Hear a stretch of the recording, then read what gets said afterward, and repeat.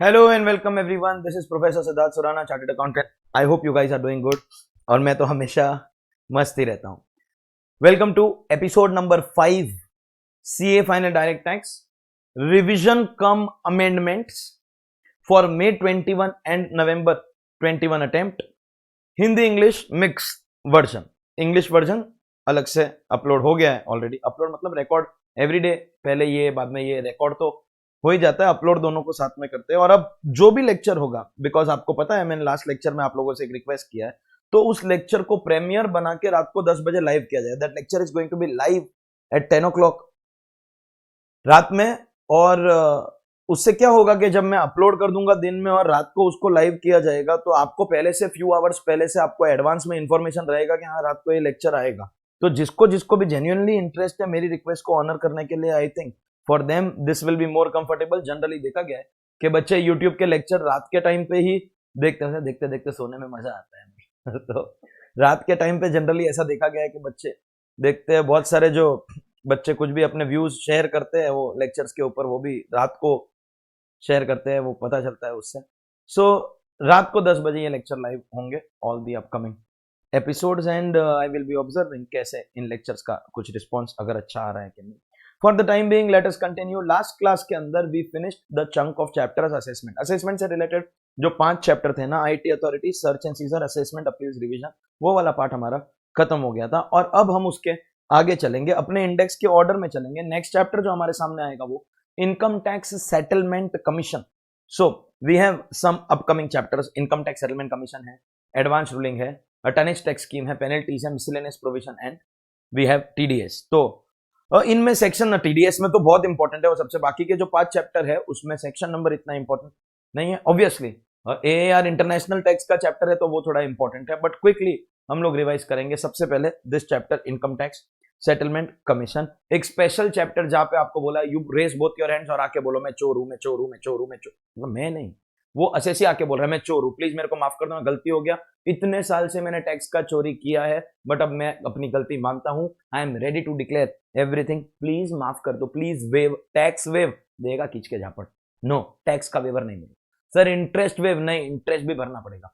Tax wave नहीं होगा, interest wave नहीं, तो क्या वेव? वेवर ऑफ पेनल्टी, और उससे भी ज्यादा तुमको जेल से बचाएंगे। That means immunity from prosecution. Special organisation created. अगर आप दोनों हाथ उठा के अपना गलती कबूल कर लेते हो तो वो आपका टैक्स और इंटरेस्ट तो वेव नहीं कर सकता, वो तो भरना पड़ेगा। नहीं तो हर आदमी जो टैक्स का चोरी करके बोलेगा सर माफ कर दो, you will get waiver only of penalty and immunity from prosecution. उसके लिए एक स्पेशल ऑर्गेनाइजेशन बनाए। कैसा ये काम करता है, everything is given in this chapter. सबसे पहले अपॉइंटमेंट, मतलब इस आईटीएससी ऑर्गेनाइजेशन में कौन कौन होएगा? There will be chairman, vice chairman, members from people who have outstanding ability, integrity and special knowledge and experience। हाइला, मतलब ऐसा नहीं बोला कि सीए होना चाहिए या इंडियन लीगल सर्विस या रेवेन्यू, कोई भी आओ, तुमको नॉलेज होना चाहिए। सेंट्रल गवर्नमेंट अपॉइंट करेगा, तुम दिखा। ये सेंट्रल गवर्नमेंट को अगर लगेगा ना कि बंदा मस्त है, मस्त मतलब रास्ते पे चलता हुआ कोई भी स्टोनर, स्टोनर मतलब ड्रग एडिक्ट, चर्सी, उसको बोलेगा you want to come to settlement commission, yes sir, yes sir, keep on supplying my stuff. नहीं नहीं, किसी को भी बना सकता है। ऑब्वियसली ऐसा करेगा नहीं। People having knowledge and experience in the field of tax and accounts, they are going to be appointed. Obviously अगर आपको सेटलमेंट चाहिए तो आपको एप्लीकेशन करना पड़ेगा। एप्लीकेशन के लिए फॉर्म दिया हुआ है 34B, fees 500 rupees, non refundable. एक बार आपने एप्लीकेशन फाइल कर दिया, ऑब्वियसली आप उसको विड्रॉ नहीं कर सकते हो एंड आईटीएससी उसको रिजेक्ट कर सकता है। One of the essential thing of this chapter जो सब स्टूडेंट्स को याद होनी चाहिए, सेटलमेंट कमीशन का कोई भी ऑर्डर या तो वो रिजेक्ट करेगा या फिर जो फाइनल ऑर्डर जिसमें कितना वेवर दे रहा है वो ऑर्डर पास करेगा। Final order, formal order, non appealable, appeal can not be filed against order of settlement commission. मतलब आप विड्रॉ नहीं कर सकते हो, वो रिजेक्ट करेगा, अपील भी नहीं कर सकते हो, आपका 500 रुपया भी आपको वापस नहीं मिलेगा। लेकिन आप अपील, आप सेटलमेंट कमीशन के पास एप्लीकेशन कर सकते हो only and only if there is a pending proceeding. और सबसे पहले इन्होंने पेंडिंग प्रोसीडिंग के डेफिनेशन से अपील, रिवीजन, रेफरेंस, रेक्टिफिकेशन इनको निकाल दिया। ये सब पेंडिंग प्रोसीडिंग नहीं है। तो पेंडिंग प्रोसीडिंग क्या होगी? Regular assessment, reassessment, search assessment, fresh assessment. 4 ही प्रोसीडिंग में आप सेटलमेंट कमीशन के पास जा सकते हो। Regular assessment, reassessment, search assessment, fresh assessment. और कोई भी प्रोसीडिंग पेंडिंग कब तक रहती है? जब ऑर्डर पास होगा तो proceeding is complete, that means pending till passing of order या लास्ट डेट ऑफ ऑर्डर, क्योंकि उसके बाद टाइम बार्ड हो जाएगा। पासिंग ऑफ ऑर्डर और last date of order out of the two which ever is earlier, इस period तक आप अपना एप्लीकेशन कर सकते हो, then only your application will be accepted. Section 245C हमको बताता है whether the application at settlement commission is going to be maintained और नो, जिसमें सबसे पहला कंडीशन पेंडिंग प्रोसीडिंग, अभी ऊपर देखा 4 case, regular, research, fresh and period भी देखा, only then you can make an application to settlement commission. अगर आप सेटलमेंट कमीशन के पास जा रहे हो मतलब अपनी कंसीलमेंट डिक्लेयर कर रहे हो, you have to offer additional tax obviously, minimum extra tax more than ₹10 lakh. थोड़े दिन पहले अपने यूट्यूब चैनल का जो कम्युनिटी सेक्शन है उसमें एक पोस्ट बना के डाला था, मीम था वो, ऋतिक रोशन, चिची मैं बच्चों से बात नहीं करता, so minimum extra tax 10 lakh रुपए, बच्चों से बात नहीं करता, और वो भी अगर सर्च केसेस में गए 50 लाख रुपए, मोदी जी ने बोला उससे 35 ज्यादा, 50 लाख रुपए आपको एक्स्ट्रा टैक्स, गधेड़ा इनकम नहीं है, टैक्स है, सरचार्ज एंड एचईसी इस लिमिट में काउंट होगा, लेकिन इंटरेस्ट अलग, उसका भी वेवर नहीं मिलता, फिर पेनल्टी हम लोग सोचेंगे।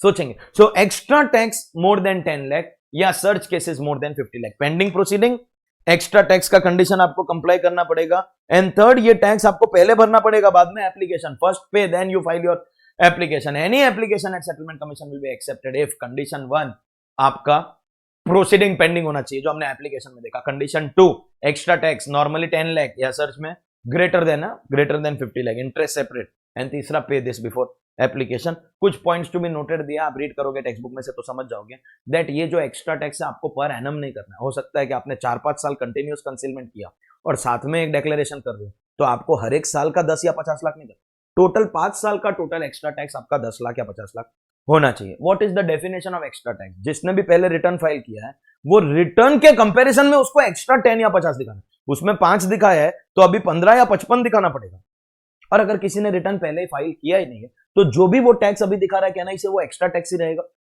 तो if return is filed then the excess and not filed then whatever tax is shown in the application that should exceed 10 lakh और 50 lakh then it will be accepted. Procedure बहुत लंबा है, प्रोसीजर को लॉ की तरह समझोगे तो टेंशन होएगा, आप इसको समझ लो लाइक अ स्टोरी। तो हम अप्लाई करेंगे, फिर हमको एक शो कॉज नोटिस मिलेगा, बोल why should we listen to you, हमको 2 चांस मिल गया, application, show cause notice, 2 chance department को भी देंगे। पहला चांस देंगे अगर एसएससी ने कुछ फॉल्स इंफॉर्मेशन दिया है तो उसको प्रूव कर, दूसरा चांस देंगे अपना केस प्रेजेंट करने के लिए। 2 chances to SSC, 2 chances to department, last में within 18 months from the end of the month of application order pass होगा which will give the terms of settlement. अगर कुछ पेएबल आ रहा है देन पे विद इन 35 डेज, नहीं तो आपको 36th डे से 1.25% पर मंथ और पार्ट ऑफ अ मंथ आपको इंटरेस्ट लगेगा। That's how the entire procedure. बहुत लंबा है लेकिन शॉर्ट में आप स्टोरी की तरह समझ लो। ये हमको सबको मालूम है, एक बहुत बड़ी चीज इस चैप्टर के बारे में, दैट फॉर्मल ऑर्डर हो चाहे फाइनल ऑर्डर हो, order of settlement commission is final and binding, and इसके अगेंस्ट किसी भी टाइप का अपील करना पॉसिबल नहीं है। ऑब्वियसली अगर आपका केस रिजेक्ट किया without opportunity of being heard, fundamental right violate हुआ है, then you can always go for writ petition, otherwise appeal, चाहे फॉर्मल हो चाहे फाइनल ऑर्डर हो, नॉन अपीलेबल। पावर्स सिंपल है, प्रोविजनल अटैचमेंट मतलब ऑर्डर पास करने के पहले आपका एसेट ले लेगा सेफ्टी के लिए। पावर्स ऑफ आईटी अथॉरिटीज वही अपना discovery and inspection, issuing summons, books of accounts and documents, enforcing attendance, वही। रेगुलेट ऑन प्रोसीजर, कितना बजे ऑफिस खुलेगा, कितना बजे बंद होएगा, कितना घंटा काम करेगा, कितना स्टाफ होगा, कितना एसी चालू रखेगा, तुम हमको नहीं सिखाने का, हम लोग डिसाइड करेगा, that is called regulating on procedure. Transfer cases, ये चेयरमैन के पास पावर है, एक बेंच से दूसरे बेंच केसेस ट्रांसफर कर सकता है। अगर ऑर्डर में कुछ मिस्टेक है तो we can do rectification within 6 months from the end of the month, लेकिन अगर ऑब्वियसली अगर आपकी इससे लायबिलिटी इंक्रीज हो रही है तो opportunity of being heard points को फॉलो करना पड़ेगा, point has to be followed. The power to review, reconsider, reappreciate, review, reconsider, reappreciate, ये पावर किसी को नहीं मिलता है, एओ को नहीं, सीआईटी अपील आईटेट नहीं, आईटीएससी को भी नहीं मिलेगा, खाली high court and supreme court.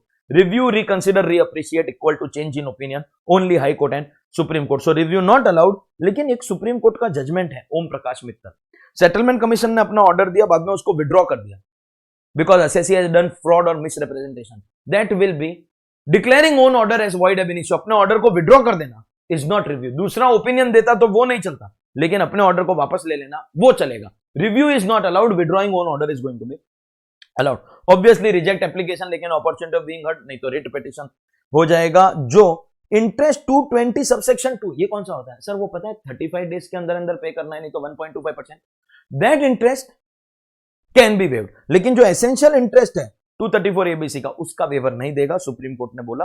Anjum MH Ghaswala Santram Mangatram jewellers, 2 supreme court के judgment. You cannot waive 234 ABC interest. Settlement commission can grant immunity from prosecution, और उसको विड्रॉ भी कर सकता है ऑब्वियसली, उसके लिए तो उसको बना है. लेकिन अगर वो प्रोसिक्यूशन से इम्यूनिटी दे रहा है तो उसके लिए 2 कंडीशन है. कंडीशन 1, रीजंस इन राइटिंग देना पड़ेगा, एंड कंडीशन 2, अगर सर्च वारंट इनिशिएट नहीं हुआ, इनिशिएट हो गया तो फिर इम्यूनिटी नहीं मिलेगा. And certain cases you are not allowed to make second application. अगर आपका केस रिजेक्ट हो जाता है तो फाइनल ऑर्डर में अगर कुछ पेनल्टी रखा है, तो फाइनल ऑर्डर में अगर कुछ प्रोसिक्यूशन रखा है तो सेकंड एप्लीकेशन नॉट अलाउड. मतलब कौन सेकंड एप्लीकेशन कर सकता है? Accepted, zero penalty zero prosecution, accepted zero penalty zero prosecution, then you can make second application. और कई बार क्या होता है, if you get rejected you apply a mask. HUF खोल के गए, कंपनी खोल के गए, फर्म खोल के गए, यू गेट रिजेक्टेड, तो आपका एचयूएफ, आपका फर्म, आपका कंपनी नहीं जा सकता, एंड आपका कंपनी फर्म एचयूएफ रिजेक्ट हुआ है तो आप नहीं जा सकता. मैच द फॉलोइंग है, इसकी वजह से ये नहीं जा सकता, इसकी वजह से ये नहीं जा सकता, इवन फर्स्ट टाइम नहीं जा सकता. That was your chapter income tax settlement commission. We will go ahead without wasting time. Next chapter that we have authority for advance ruling. International tax का पार्ट है पेपर 7 में, and word to word copied in paper 6. DTAA transfer pricing, ये and non resident taxation, word to word same है. Whenever you come from a foreign country, आपको पता नहीं है India में मेरे को कौन सा इनकम टैक्स का लॉ लगेगा. सर कौन सा, मतलब सर इनकम टैक्स एक्ट के हिसाब से लगेगा कि DTAA के हिसाब से लगेगा? एक्ट में लग रहा है तो स्लैब लगेगा कि फ्लैट लगेगा? फ्लैट भी लग रहा है, कंपनीज को फ्लैट लगता है, तो नॉर्मल रेट लगेगा कि मैट का रेट लगेगा? किसी किसी केसेस में स्पेशल रेट दिया होता है, लाइक फॉरेन कंपनीज का रॉयल्टी एफटीएस, तो वो लगेगा कि नहीं लगेगा? आई don't know which tax provision will apply. मैं बाहर से आया, मेरे को नहीं मालूम, मेरे को नहीं मालूम, आई डोंट नो. तो एक काम करो, लिटिगेशन मत करो, तुम एडवांस में जाके पूछ लो. उसके लिए एक अथॉरिटी बनना, एक ऑर्गेनाइजेशन है, उसको जाके बोलने का, सर मैं बाहर से आ रहा हूं, मैं ये करने का सोच रहा हूं, अगर मैं ये करूंगा तो मेरे पे क्या टैक्स लगेगा? तो वो आपको बता देगा, देखते को नॉर्मल रेट के स्पेशल रेट, एक्ट का रेट के DTAA रेट, स्लैब रेट के फ्लैट रेट, मैट का रेट के अदर रेट, तेरे को एग्जैक्टली कौन सा टैक्स प्रोविजन अप्लाई करेगा ये तेरे को बता देगा. लेकिन ये रूलिंग लेने का एक कंडीशन है, once you take this ruling you have the option कि तू ट्रांजैक्शन कर ही मत. लेकिन अगर इसके बाद तूने ये ट्रांजैक्शन किया तो एक बात समझ ले, अब तुझे टैक्स इसके हिसाब से भरना पड़ेगा. This is going to be binding. Settlement commission, advance ruling, दोनों non appealable. Binding on assessee also, department also. जब तक ये ट्रांजैक्शन करता रहेगा, if the law and facts remain same, तो वो same to same ruling apply करेगा. The ruling will be binding. तो बहुत रिस्क है, लेकिन रिस्क है तो इसके, ये एक लाइन के चक्कर में ना बहुत लोग डूबने वाले, मजाक नहीं कर रहे. रिस्क है तो इसके. Very good. तो इस चैप्टर का ये आइडिया है कि भाई हम लोगों ने लिटिगेशन को अवॉइड करने के लिए पहले से रूलिंग आपको दे देंगे. Who can go and what kind of question you can ask, मतलब कौन एप्लीकेंट है और क्या रूलिंग ले सकता है. ये 1 to 1 है, ये 1 इसके लिए है, 2 इसके लिए, 3 इसके लिए, 4 इसके लिए, ये ऐसा है, 1 to 1 रिलेशन है. तो सबसे पहले non resident can go and ask, sir मेरा क्या टैक्स होगा? Non resident can go and ask own tax liability. Second में एक नॉन रेसिडेंट जो नॉन रेसिडेंट के साथ ट्रांजैक्शन कर रहा है, he can ask tax liability of non resident. मतलब नॉन रेसिडेंट खुद का या रेसिडेंट नॉन रेसिडेंट का टैक्स पूछ सकता है. तीसरे केस में रेसिडेंट खुद का टैक्स करेगा if you are doing transactions of 100 crores और मोर. मींस रेसिडेंट खुद का तभी पूछ सकता है अगर 100 करोड़ का ट्रांजैक्शन कर रहा है. And lastly, if it is a public sector company, then they are allowed to go for any matter which is pending at AO, CIT appeals, CIT और ITAT. पेंडिंग मैटर मतलब ट्रांजैक्शन कर लिया, matter pending चल रहा है, assessment है appeals में. Obviously ये इस चैप्टर के डेफिनेशन में फिट नहीं होता. This is not advance ruling. तुमने ट्रांजैक्शन कब का कर लिया, लेकिन क्योंकि गवर्नमेंट ओन कंपनी, उसको अलग से रास्ता देना, उसको निकाल दिया. ये लॉजिक में बैठे चाहे नहीं बैठे, उन्होंने इसको जबरदस्ती डाल दिया. That means effectively non resident for self, resident for non resident, resident खुद का अगर 100 करोड़ है तो public sector company pending matter. ये 4 केसेस में you can go to authority for advance ruling. यहां पर एजुकेशनल क्वालिफिकेशन प्रिस्क्राइब किया, बोला है चेयरमैन शुड बी रिटायर्ड जज ऑफ सुप्रीम कोर्ट या chief justice of high court, या चीफ जस्टिस नहीं भी बना है तो भी 7 साल अगर हाई कोर्ट में बिताया तो. वाइस चेयरमैन के लिए बोला एनी जज ऑफ हाई कोर्ट. मेंबर के लिए क्या बोला, रेवेन्यू मेंबर या law member. Law member legal service से आएगा, revenue member Indian revenue service और Indian custom and central excise service. फिर इधर पकाता है, बोला चेयरमैन अगर एब्सेंट रहेगा तो वाइस चेयरमैन उसका काम करेगा. वाह मोदी जी वाह. विराट कोहली जी छुट्टी पे गए थे तो अजिंक्य राणे कैप्टन था, जीत के आया, हमको सबको मालूम. कैप्टन एब्सेंट रहेगा तो वाइस कैप्टन उसका काम करेगा, हमको सबको मालूम है. But I wish to bring your attention to section 245P जो बोलता है कि अगर बाई चांस हमने कोई रॉन्ग अपॉइंटमेंट कर दिया, अरे कोई हाई कोर्ट का जज फ्री नहीं है तो सेशन कोर्ट के जज को हमने AAR में चेयरमैन या वाइस चेयरमैन बना दिया, the proceeding will still remain valid, invalid appointment will not make the proceeding invalid. हमारी मर्जी, मतलब 245P ना 245O को एक्चुअली कैंसिल कर लेता है, खाली ऑब्जेक्टिव में बाई चांस कभी आ गया तो उसके लिए आपको पता होना चाहिए, practically there is no relevance, उनकी मर्जी होगी, उसको अपॉइंट करेगा। ऑब्वियसली लाइक सेटलमेंट कमीशन, यहाँ पे भी आपको अप्लाई करना पड़ेगा, तो काउंटर नहीं लगाएगा और ruling ruling ruling ruling ruling, counter नहीं लगेगा, आपको अप्लाई करना पड़ेगा। एंड सबके लिए फॉर्म प्रिस्क्राइब किया। पहला वाला कौन था? नॉन रेसिडेंट सेल्फ 34C, जो रेसिडेंट नॉन रेसिडेंट के ट्रांजेक्शन कर रहा है 34D, रेसिडेंट खुद का 100 करोड़ है 34D है, and public sector company 34E। सो हर एक एप्लीकेंट के लिए अपना अपना स्पेशल फॉर्म प्रिस्क्राइब किया है। Application fees public sector company के लिए तो 10,000, बाकी लोगों के लिए 100 करोड़ का ट्रांजेक्शन है तो 2 लाख फीस, 100 से 300 के बीच में 5 लाख, और 300 से ज्यादा 10 लाख। गधेड़ा, इनकम नहीं है, टैक्स नहीं है, एप्लीकेशन फीस है, ये एप्लीकेशन फीस है मित्रों, एप्लीकेशन फीस है। This you have to file. Obviously settlement commission में हम सब हमारे कंसीलमेंट डिक्लेयर करते हैं, इधर कोई कंसीलमेंट तो नहीं है, इधर तो ट्रांजेक्शन भी नहीं किया। Application once filed can be withdrawn within 30 days, और वो खुशी खुशी विड्रॉ करने देगा, क्योंकि ये जो फीस है ये नॉन रिफंडेबल है, वापस नहीं देना है। 30 डेज के अंदर आप विड्रॉ करो, एप्लीकेशन विड्रॉ हो जाएगी, fees will be non refundable. Sir 30 days cross हो गया, कोई बात नहीं, एआर फिर भी permission, with in first 30 days आप अपनी मर्जी से विड्रॉ करो, आफ्टर 30 डेज वो परमिशन देगा। सुन, खुशी खुशी देगा, क्योंकि उसको खाली एप्लीकेशन विड्रॉ करवाना है, उसको पैसा थोड़ी वापस देना है। So with in 30 days assessee अपनी मर्जी से विड्रॉ करेगा, बियॉन्ड 30 डेज एआर परमिशन देगा। दिस वे और दैट वे आपकी फीस नॉन रिफंडेबल है, वो वापस नहीं मिलेगा। यहां पे प्रोसीजर ज्यादा बड़ा हो नहीं सकता, क्योंकि आपने ट्रांजेक्शन नहीं किया। यू अप्लाई फॉर रूलिंग, आप बोलेगा कि सर मुझे लगता है कि रॉयल्टी इनकम है तो 10% लगेगा, या मुझे लगता है कि आई एम कवर्ड इन डीटीडबल है। वो लोग एक बार डिपार्टमेंट को भी कंसल्ट कर लेंगे कि देखो डिपार्टमेंट, हम लोग रूलिंग दे रहा है, क्योंकि दोनों के लिए नॉन अपीलेबल रहता है, दोनों को एक एक चांस मिला, and then within 6 months from application या तो वो अपनी रूलिंग दे देगा या रिजेक्ट करेगा। ऑब्वियसली रिजेक्ट करने के पहले opportunity of being heard has to be provided, लेकिन अगर आपका पेंडिंग मैटर है कहीं पर भी तो वो डायरेक्टली रिजेक्ट हो जाएगा। लेकिन पब्लिक सेक्टर कंपनी का तो पेंडिंग मैटर रिक्वायर्ड है, किधर रिक्वायर्ड है? अप टू ITAT, तो अगर हाई कोर्ट सुप्रीम कोर्ट में पेंडिंग है तो रिजेक्ट हो जाएगा। So first 3 applicants anywhere pending rejected, public sector company high court supreme court में पेंडिंग तो रिजेक्टेड, ITAT तक पेंडिंग होगा तो मोस्ट वेलकम, लेकिन उसके ऊपर पेंडिंग है तो रिजेक्टेड। देन दे से कि ये जो पब्लिक सेक्टर कंपनी, इसका केस पेंडिंग था ना, AO CIT या ITAT, high court supreme court हुआ तो रिजेक्ट, लेकिन ITAT तक तो हो सकता है। They will not proceed further in the matter, they will not proceed further. क्यों they will not proceed further?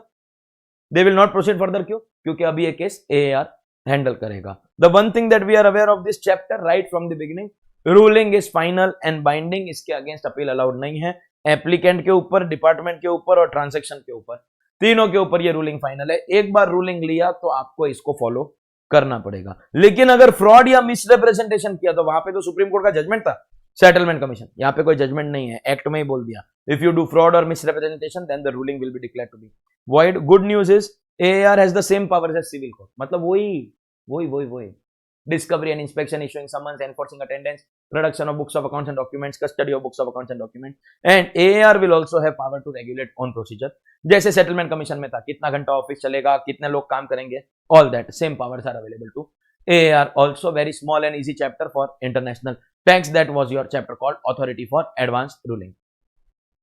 let's go ahead, next chapter, tonnage tax scheme. ये चैप्टर है ना, एक्चुअली में बहुत कम, एक बार आया इतने साल के अंदर, बट वेरी क्विकली। ये इंडियन शिपिंग कंपनीज के लिए प्रिजम्पटिव टैक्सेशन है। तो देखिए फॉरेन शिपिंग कंपनीज के लिए तो 44B हमारे पास, लेकिन इंडियन शिपिंग कंपनीज के लिए प्रिजम्पटिव टैक्सेशन की एक स्कीम है। खाली वो कैलकुलेशन हमको यहाँ पे लर्न करना है। सबसे पहले 3 कंडीशन है एलिजिबिलिटी के लिए, क्वालिफाइंग कंपनी, ऑपरेटिंग और क्वालिफाइंग शिप। क्वालिफाइंग कंपनी में क्या क्या आता है? Indian company, POEM that is place of effective management in India, at least 1 qualifying ship को वो ऑपरेट करना चाहिए। ऑपरेट का मतलब इट कैन बी ओन्ड या चार्टर, खरीद के या भाड़े पे, और चार्टर में भी स्लॉट चार्टर हो सकता है, स्पेस चार्टर भी हो सकता है। And what is qualifying ship? उसका 3 कंडीशन, मिनिमम 15 नेट टनेज, या तो इंडिया में रजिस्टर करो या फिर take certificate from director general of shipping. And तीसरा जो कैपेसिटी का सर्टिफिकेट है, जो मिनिमम 15 टन होना चाहिए, that certificate should be in force again receive from director general of shipping. अगर ये 3 कंडीशन फुलफिल कर देते हो क्वालिफाइंग शिप, उसमें कोई कोई शिप डिस्क्वालिफाइड है, जैसे आपका factory ship, fishing vessel, offshore installation, pleasure craft, वो सब कुछ शिप्स आपके डिस्क्वालिफाइड है। these ships are disqualified. And जब आपके ये 3 कंडीशन फुलफिल हो गए then you are eligible for presumptive taxation. The only calculation जिसके ऊपर आपको फोकस करना है is going to be this calculation. Question के अंदर आपको टनेज कैपेसिटी दिया हुआ रहेगा, उसके अंदर से आपको केजीज निकाल, मतलब अगर आपको 18,000 टन एंड 500 केजीज दिया है वो 500 निकाल दो, 500 निकाल दो। Next step is going to be nearest multiple of 100। 18,580 tons and 800 kgs है, पहले केजी निकाल दो, 580 को 600 कर दो, और 520 टन होगा तो 500, नियरेस्ट 100। केजी निकाल के नियरेस्ट 100, क्वेश्चन में टन्स दिया होगा, केजी निकाल के नियरेस्ट 100 करो and then apply this slab, जैसे इनकम टैक्स के स्लैब्स होते हैं। फर्स्ट 1000 टन्स में 70%, मतलब 70 पर 100। नेक्स्ट 9,000, क्योंकि 1000 से 10,000 तक हो रहा है, उसके लिए 53 पर 100।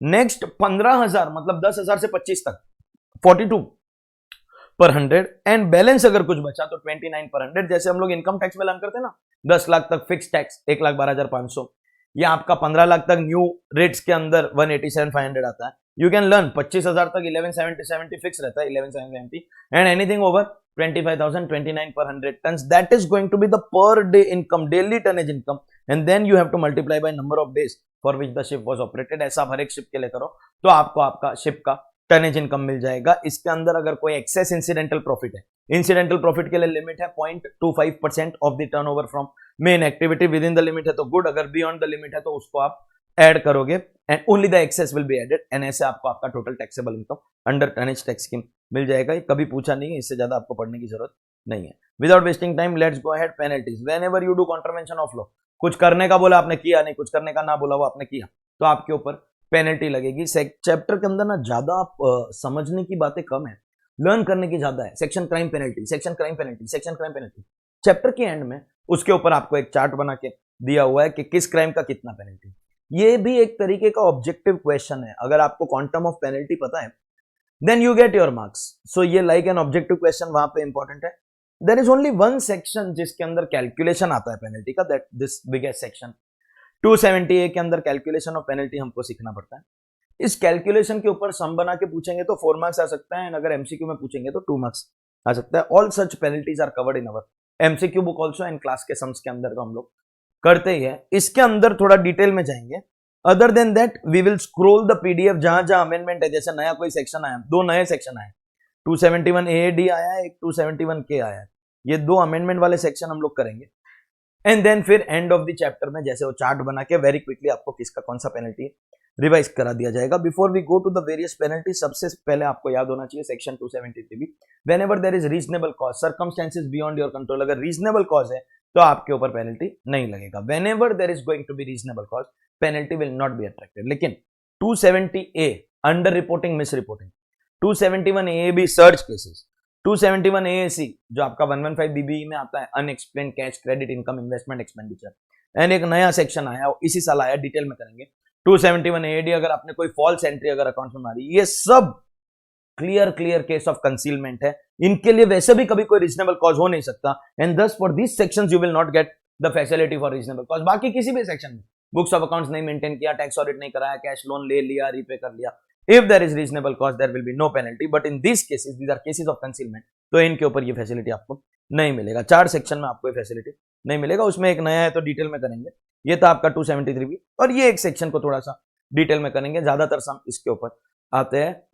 अंडर रिपोर्टिंग या मिस रिपोर्टिंग, 2 क्राइम है, सेक्शन क्राइम पेनल्टी। सेक्शन 270 है, अंडर रिपोर्टिंग का penalty 50% of the under reported tax, and misreporting का penalty 200% of the under reported tax, मतलब सेम अमाउंट का हाफ या डबल, हाफ या double, half या double, half या डबल। अगर अंडर रिपोर्टिंग है तो हाफ, एंड मिस रिपोर्टिंग है तो double. Under reporting the under reported tax into 50% मतलब हाफ, मिस रिपोर्टिंग मतलब अंडर रिपोर्टेड टैक्स इंटू 200% मतलब डबल। मतलब हमारे पहले 2 स्टेप सेम रहते हैं, first calculate under reported income, फिर कैलकुलेट अंडर रिपोर्टेड टैक्स, ये 2 स्टेप सेम रहेगा। उसके बाद ये हुआ तो हाफ, वो हुआ तो डबल। कैलकुलेशन में first 2 steps will remain same. Under reporting कौन से केसेस में होती है? Income more than basic exemption, आपने रिटर्न फाइल नहीं किया, अगर रिटर्न फाइल किया और आपकी असेस्ड इनकम आपकी इंटीमेशन वाली इनकम से ज्यादा आई है, you always check intimation not return. अगर एवरी टाइम फर्दर असेसमेंट मतलब रीअसेसमेंट या सब्सिक्वेंट असेसमेंट हुआ तो, या अगर आपने लॉस दिखाया विच you are not eligible, 4 cases under reporting में आते हैं। और जब मिस रिपोर्टिंग हमने पढ़ा तो उसमें फॉल्स एंट्री, मिस रिप्रेजेंटेशन और सप्रेशन ऑफ फैक्ट आया, इनकम नहीं शो किया, एक्सपेंस ज्यादा दिखाया, इन्वेस्टमेंट नहीं शो किया, ट्रांसफर प्राइसिंग का ट्रांजैक्शन रिपोर्ट नहीं किया। बाय द एंड जब हम पढ़ाई करते थियरी क्लास में, we realise both will always happen together, दोनों हमेशा साथ में होगा। ऐसा कभी हो ही नहीं सकता है कि अंडर रिपोर्टिंग हुआ है और मिस रिपोर्टिंग नहीं हुआ, वाइस वर्सा। तो सर वो तो हम ठीक है समझ गए कि दोनों साथ में हो। एक्चुअली बहुत कंट्रोवर्सी है, ए भाई 17-18 से सेक्शन आया है और अभी तक उसमें क्लैरिफिकेशन दिया नहीं है। तो सर एग्जाम में क्या करने का, देखो पहला स्टेप अंडर रिपोर्टेड इनकम दोनों में same, second step under reported tax दोनों में सेम रहेगा, तीसरे स्टेप में हाफ होता है या डबल होता है। सर इंस्टीट्यूट के हर क्वेश्चन में, जब स्टार्टिंग में उन्होंने जब ये पहली बार आया था तब लिखा था सजेस्टेड आंसर में assuming there is no misreporting half, assuming there is no misreporting. और अब उन्होंने इस सिस्टम को बदल दिया, वो क्वेश्चन में लिखता है calculate penalty assuming under reporting, calculate penalty assuming there is no misreporting या assuming there is misreporting. अगर मिस रिपोर्टिंग है तो डबल, नहीं है तो हाफ। क्वेश्चन बोलेगा आपको रिलैक्स करने का, 3 step, under reported income, under reported tax. तीसरे स्टेप में क्वेश्चन बोलेगा मिस रिपोर्टिंग तो डबल करने का, नो मिस रिपोर्टिंग तो हाफ करने का। Question will be mentioning sir how to calculate under reported income. Case by case चलते हैं। पहला case no return file. No return file में यहां पर ऑब्जेक्टिव वाले क्वेश्चन के अंदर बहुत गंदा, अपने एमसीक्यू के अंदर वो क्वेश्चन कवर्ड भी है। अगर मेरी 15 लाख की इनकम है और मैं रिटर्न फाइल नहीं करता, ऑब्वियसली 15 लाख बेस्ट जजमेंट से डिसाइड होगी, तो 15 लाख मैंने नहीं दिखाया है, आपका ब्रेन यही बोलेगा 15 lakh is the under reported income, but the calculation definition जो है वो 12.5 आंसर आएगा minus basic exemption. Obviously resident senior citizen के लिए 12 आएगा एंड रेसिडेंट वेरी सीनियर के लिए 9 आएगा, 10 आएगा आफ्टर बेसिक एग्जाम्पशन। हाँ टैक्स कैलकुलेशन 15 पे ही होगा, उसका टेंशन मत लो, आपका final answer of penalty wrong नहीं जाएगा। लेकिन अगर आपसे पूछेगा अंडर रिपोर्टेड इनकम कितना है, एक ऑप्शन में 15 बोलेगा, एक ऑप्शन में 12.5 बोलेगा, 12.5 is right, because definition of under reported income is assessed income minus basic exemption. How to calculate under reported tax? Under reported tax बोलता है calculate tax on under reported income plus basic exemption. अरे गधेड़िया, इसमें तू plus basic exemption करेगा तो cancel हो गया, मतलब टैक्स ऑन असेस्ड इनकम ही हुआ ना। Means under reported tax calculation आपका सही रहेगा, लेकिन इनकम की डेफिनेशन में you have to subtract basic exemption. So first case return not filed. What is under reported income? Assessed income minus basic exemption. What is under reported tax? उसमें वापस basic exemption add कर दो, मतलब assessed income का ऊपर जो tax वो आपने पूरा नहीं दिखाया, मिस रिपोर्टिंग हुआ तो डबल, नहीं तो हाफ। सेकेंड केस, अगर आपका असेसमेंट हुआ एंड असेस्ड इनकम आपकी इंटीमेशन से ज्यादा हुई तो दोनों का डिफरेंस आपका अंडर रिपोर्टेड इनकम। टैक्स कभी भी डिफरेंस पे नहीं होगा, tax you have to calculate on both, assessed income का टैक्स एंड इंटीमेशन वाली इनकम का टैक्स, दोनों का डिफरेंस आपका अंडर रिपोर्टेड टैक्स हाफ या डबल। फिर हर बार जब सब्सिक्वेंट असेसमेंट होगा, जितनी बार भी रीअसेसमेंट होगा, नई वाली इनकम माइनस पुरानी वाली income, new income minus old income, वो under reported income. Again tax difference पे नहीं होगा, दोनों पे करो, new income old income, new income, दोनों का बीच का difference will be under reported tax half या डबल। और जो लॉस वाले केसेस है उसमें कॉम्प्रोमाइज करना होता है, क्योंकि दोनों नेगेटिव है, आपने दिखाया वो भी नेगेटिव और कैरी फॉरवर्ड कम कर दिया असेसिंग ऑफिसर ने तो वो भी नेगेटिव है। तो हमको जो दोनों का डिफरेंस है, मैं 10 लाख का लॉस दिखाया, I am eligible for only 4 lakh तो 6 लाख रुपया, या मैं 10 लाख का लॉस दिखा और एक्चुअली इनकम है 1 लाख तो डिफरेंस 11 लाख रुपीज। उस डिफरेंस को बोलेंगे under reported income, difference will be under reported income, और उसी को टोटल इनकम मान के उस पर टैक्स कर लेंगे डिफरेंस के ऊपर। अंडर रिपोर्टेड इनकम को टोटल इनकम मान के उस पर टैक्स करेंगे एंड देन लास्ट स्टेप में हाफ या डबल वो क्वेश्चन आपको बोलेगा। That's your penalty calculation of 270A। Under reporting and miss reporting वाली जो पेनल्टी है वो ऐसे कैलकुलेट होती है, इसी के अंदर सम्स आते हैं। केस स्टडी बेस्ड एमसीक्यू भी इसके ऊपर है, हमने सब कुछ इंस्टीट्यूट के जितने स्टडी मटेरियल में क्वेश्चन है we have covered just about everything. Then ये वाले जो केसेस है इसमें पेनल्टी नहीं लगेगा, अगर आपने एक्सप्लेनेशन दे दिया या एओ ने एस्टिमेटेड बेसिस के ऊपर कुछ एडिशन किया है, ओनली एस्टिमेट, तो पेनल्टी नहीं लगा सकता। अगर आपने ट्रांसफर प्राइसिंग की रिपोर्ट फर्निश कर दी है तो पेनल्टी नहीं लगा सकता एंड ऑल दैट। और ये आपके मिस रिपोर्टिंग के केसेस हो गए। We have a section 270AA जो बोलता है कि आप इस पेनल्टी का वेवर ले सकते हो अगर आप एप्लीकेशन करो और वो एप्लीकेशन रिजेक्ट हो गया। रिजेक्शन इज नॉन अपीलेबल, लेकिन टैक्स के अगेंस्ट, असेसमेंट के अगेंस्ट अपील करो, टैक्स कम होगा तो पेनल्टी अपने आप कम हो जाएगा। और अगर पेनल्टी का वेवर एक्सेप्ट हो गया तो एक्सेप्ट होने का कंडीशन कि तेरा असेसमेंट फाइनल, मतलब पेनल्टी नहीं लगेगी अगर टैक्स हम लोग बोलेंगे वो final. Tax will become non appealable if you don't want to pay penalty. Penalty का वेवर तो टैक्स फाइनल, और अगर पेनल्टी का वेवर नहीं मिल रहा है तो टैक्स विल बी अपीलेबल, मतलब दोनों में से एक आपका अपीलेबल रहेगा, एक आपका नॉन अपीलेबल रहेगा। इसके आगे section crime penalty, section crime penalty, section crime penalty, amendment वाले सेक्शन पीडीएफ में से and all other sections directly आपको चार्ट, मतलब वो चार्ट भी आपके पीडीएफ में। अमेंडमेंट नया सेक्शन आया 271AAD, if it is found that in the books of accounts there is any false entry or there is any omitted entry, false entry और omitted entry. भाई साहब ये जो एंट्री वाला बिजनेस है, अब समय आ गया, उसके दिन भर गए। मतलब क्या सर, मुझे इनकम दिखानी है, आपके यहां से चेक दोगे मैं कैश दे दूंगा। सर मुझे एक्सपेंस दिखाना है, मैं तेरे को चेक देता हूं तू कैश वापस दे दे। अकोमोडेशन एंट्रीज, अब इनके दिन पूरे हो गए। बिकॉज अब अगर हमको पता चला, बहुत बार ऐसा होता है, जैसे हमारा एक गोल्ड का शोरूम है, गोल्ड के शोरूम में स्टॉक में बोल रहा है लीगली, मतलब on paper we have stock, physical भी है एंड पेपर में भी है। एक कस्टमर आया, बोला मेरे को गोल्ड खरीदने का, उसने 5 लाख रुपया दिया, गोल्ड लेके चला गया। अब स्टॉक में से तो गोल्ड कम हो गया, तो हमको दिखाना पड़ेगा ये गोल्ड कहां गया। वो कस्टमर तो कैश में देके गया, उससे हमने कुछ केवाईसी लिया नहीं है, हमको सेल करना था, हमने बेच दिया। कस्टमर आया, भाई कस्टमर इज द किंग, उसको थोड़ी बोलेगा तेरा पैन कार्ड लेके, वो लेके चला गया। अभी क्या, अपने दोस्त लोग को फोन करने, ए तेरे को बिल चाहिए, तेरे को बिल चाहिए, दोस्त के नाम पे, क्यों उसके घर में भी कुछ अनडिक्लेयर्ड गोल्ड पड़ा होगा, वो बोलेगा ठीक है मेरे को बिल दे दे, उसके नाम का आपको बिल फाड़, मतलब रियल ट्रांजैक्शन किसी और के साथ किया, बिल किसी और के साथ। हम खुद करते हैं, 31 मार्च गया, ये ज्यादातर, वेरी सॉरी टू से दिस, बट ज्यादातर क्लाइंट लोग अपने सीए को ही बोलते हैं यार इनकम ज्यादा आ रहा है, एक्सपेंस दिखाने का है, कोई है क्या, कमीशन का चेक देने के लिए कोई है क्या। और लाइकवाइज कुछ इंडिविजुअल क्लाइंट ऐसे भी होते हैं, यार बैंक से लोन लेने का इनकम दिखाने का है, मेरे को कमीशन का इनकम दिखाना है, मेरे को फीस का इनकम दिखाना है, मेरे को भाड़े का इनकम, रेंट का इनकम दिखाना है, कोई है क्या। ये कोई है क्या वाले सब लोग अब मरेंगे। If you take cheque and give back cash, वो हो गई आपकी फॉल्स एंट्री या ओमिटेड एंट्री। एग्जाम्पल्स था, एग्जाम्पल समझेगा तो क्या लिखा है समझ जाएगा। Penalty will be equal to that amount, मतलब जितनी आपकी फॉल्स एंट्री है उतना, अगर 5 लाख की फॉल्स एंट्री, 5 लाख आपका penalty, 100% of that amount, 100%। In fact अगर इसमें कोई इंटरमीडियरी है, इधर सीए मरेगा, any other person who causes to make such entry, मतलब जिसने इसको सपोर्ट किया, उसके ऊपर भी पेनल्टी लगेगी। एंड फॉल्स एंट्री का डेफिनेशन इन्होंने जो दिया है उससे आप मेरे एग्जांपल से रिलेट कर पाओगे। फॉर्ज्ड और falsified documents like a false invoice और false piece of documentary evidence, तो वो हो गया आपका false entry, penalty will get attracted. Invoice in respect of supply और रिसीट ऑफ गुड्स और सर्विसेज, और बोथ मींस सप्लाई और रिसीट, गुड्स और सर्विसेज विदाउट एक्चुअल डिलीवरी। यही तो वो बात है कि मेरे को प्रोफेशनल फीस का बिल दे देना, मेरे को कमीशन का बिल दे देना, मैं एक्सपेंस दिखा दूंगा तो इनकम दिखा देना, without actually doing the trading in goods और सर्विसेज। हम खाली उसका एंट्री दिखाते हैं, चेक देके कैश ले लिया, ऑल दैट। इंटरेस्ट का खास करके, इंटरेस्ट का तो पूरी दुनिया करती है ना। एंट्री बिजनेस, तारा पास है व्हाइट नहीं capital, sorry not Gujarati, let's talk about, Hindi में बात करते हैं। तेरे पास व्हाइट का कैपिटल है तो उसको चेक दे दे, वो तेरे को कैश वापस दे देगा, और वो तेरे को इंटरेस्ट का चेक देगा, वो तू वापस कैश दे दे, उसमें भी तेरे को बेनिफिट मिलता है, विदाउट एक्चुअल गुड्स और सर्विस। या फ्रॉम अ पर्सन, ये अलग लेवल का स्वैग है, person who does not exist, उनके साथ हमने ट्रेडिंग किया, from a person who does not exist. Hashtag thug life, दिल वाले पूछ दे नीचा, ओ हाँ। अब ये सब एंट्री पे 100% पेनल्टी विल गेट अट्रैक्टेड, तो तैयार हो जाओ ये सब फेस करने के लिए। This is one new amendment, ये बाकी के तो एग्जिस्टिंग प्रोविजन है, इसमें कुछ अमेंडमेंट नहीं है, टेबल में से फटाफट करा लूंगा। एक नया और सेक्शन आया 271 के, विथ इफेक्ट फ्रॉम 1 जून 2020।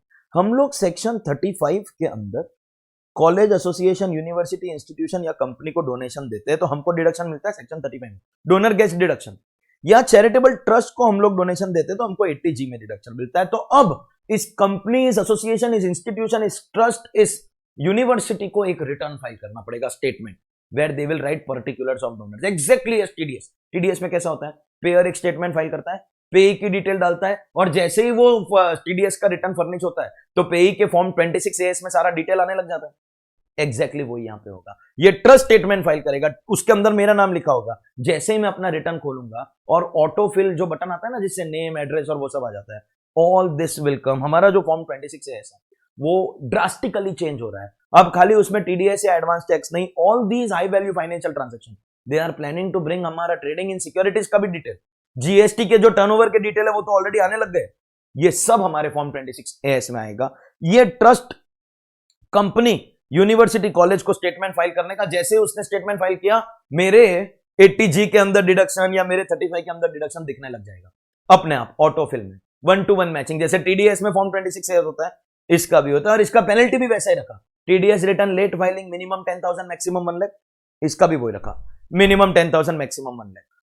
लेकिन टीडीएस में 234E का फीस भी है 200 रुपीज पर डे, इधर भी लाया 234G का फीस 200 रुपीज पर डे, उधर भी 200 रुपीज पर डे में बोला maximum to the extent of TDS amount, इधर भी बोला maximum to the extent of amount in default. So पूरा पेनल्टी और फीस का प्रोविजन पूरा का पूरा यहां पर सेम रहेगा बिटवीन टीडीएस एंड ये लाइक अ टीडीएस रिटर्न हो गया जो इन लोगों को फाइल करना है। ये लोग फाइल करते हैं अपने रिटर्न के अंदर ऑटोमेटिकली वो रिफ्लेक्ट होने लग जाएगा। So 234E was TDS fees, F was return filing fees जो हमने असेसमेंट में किया था, एंड G इज ये स्टेटमेंट अगर आपने फर्निश नहीं किया तो। So these are two new sections that have been incorporated from this year. Apart from that एक और छोटा सा अमेंडमेंट कि अब आपकी जो पेनल्टी भी है वो भी इलेक्ट्रॉनिक होगी। सो assessment will be faceless, CIT appeals will be faceless and penalty will also be levied faceless. And lastly इस टेबल से हम क्विकली हमारा रिवीजन कर लेंगे। अमेंडमेंट वाले सेक्शन डिटेल में किया, अल्टीमेटली देखिए यार रिवीजन लेक्चर है, 200 घंटे का काम 10 घंटे में कर रहे हैं, 5% ही आप मेरे से एक्सपेक्ट कर सकते हो ना, 200 का 5% ही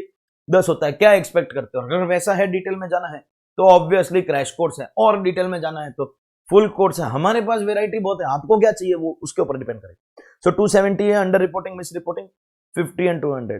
271 है failure to maintain books of accounts 25,000 रुपए। भाई साहब ये एक सेक्शन के अंदर हम लोग 10 मिनट बिताते हैं नॉर्मल हमारे लेक्चर्स के अंदर, लेकिन यहाँ पे तो हो गया ना।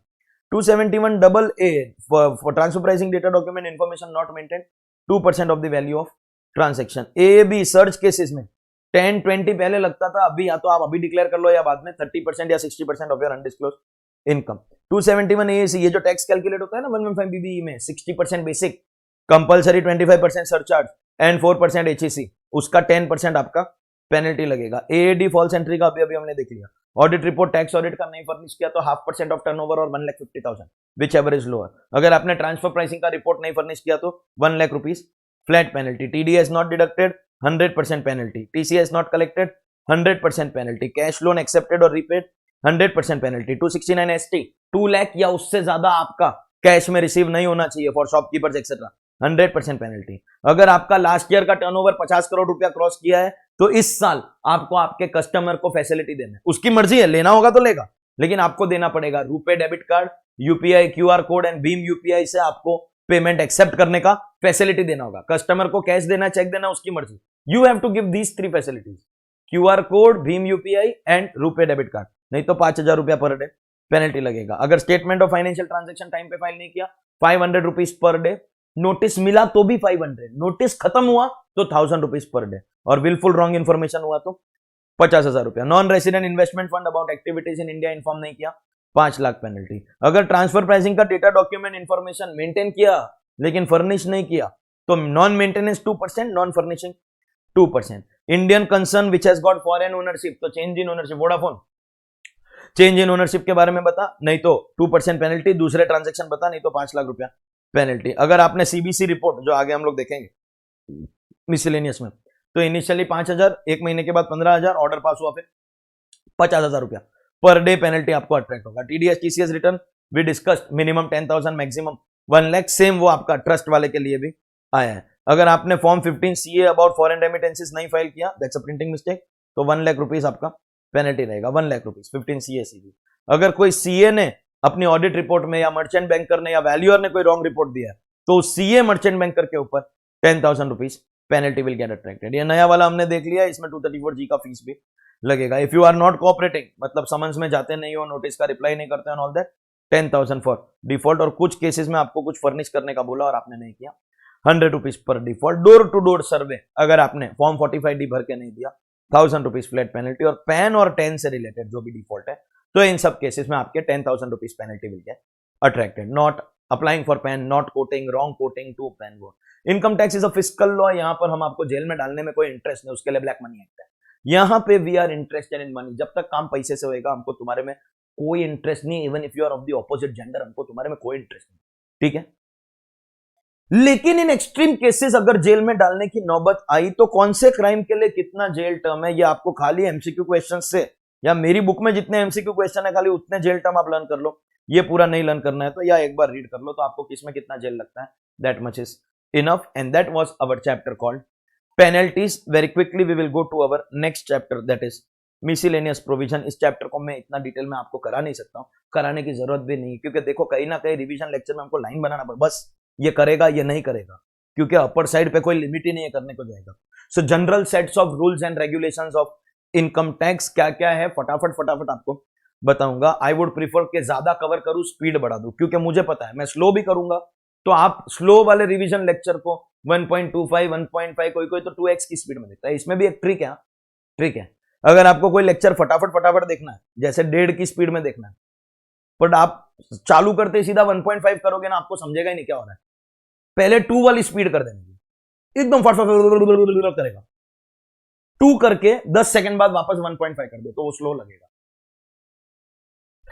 मजाक नहीं कर रहा हूं, एक बार ट्राई करना, सीरियसली बोल रहा हूं. और अगर ये ट्राई किया है और ये एक्सपीरियंस किया है तो कमेंट सेक्शन में हमको बताना. You can like share subscribe with the bell button, watch till the end. Request किया है, देखो यार. ओके, तो मैं मजाक नहीं कर रहा हूं. अगर आपको फास्ट में देखना है तो 2 पे जाने का बाद में 1.5 कर देने का. 1.5 स्लो लगेगा आपको, मजाक नहीं कर रहा, ये ह्यूमन टेंडेंसी है. तो मैं इसको, आपको 2x करने का जरूरत नहीं, मैं खुद ही 2x बन जाता हूं. Certain transfers to be void, अगर आपका pending proceeding and during that अगर आपने एसेट ट्रांसफर किया, then AO has got subject to certain conditions right to call that transfer void transfer. To protect interest of the revenue he will do provisional attachment. मतलब order pass करने के पहले आपका asset लेके चला जाएगा. अब टैक्स भरने का डर आपको है, आपने नहीं भरा तो उसके पास आपका एसेट है, यहाँ पे आप उसको बैंक गारंटी भी दे सकते हो, चलेगा. और अगर आपके नॉन ट्रांसफरेबल एसेट्स है, पर्सनल प्रिविलेजेस, तो वो अटैच नहीं हो सकता. नोटिस कैसे सर्व होएगा? पोस्ट एंड डिलीवरी, लेकिन आजकल इलेक्ट्रॉनिक मोड में नोटिस आता है. आने वाले फ्यूचर में फेसलेस में वही रहने वाला है. Authentication of notice, electronic mode को छोड़ के बाकी सब केस में उसको आपको नोटिस हाथ से साइन करके देना पड़ेगा. अगर एचयूएफ डिसॉल्व हो गया तो ऑल एडल्ट मेंबर्स, और अगर फर्म बंद हो गया तो any partner, because dissolve firm will be deemed to be in existent. Liaison office of non resident को एक स्टेटमेंट फाइल करना पड़ेगा, लेकिन इसके लिए सरप्राइजिंगली कोई पेनल्टी प्रिस्क्राइब नहीं है. Indian concern having foreign ownership, उसको डिटेल देना पड़ेगा, नहीं तो 2% for ownership and 5 lakh for other transaction का पेनल्टी अप्लाई करेगा. Producer of सिनेमेटोग्राफिक film,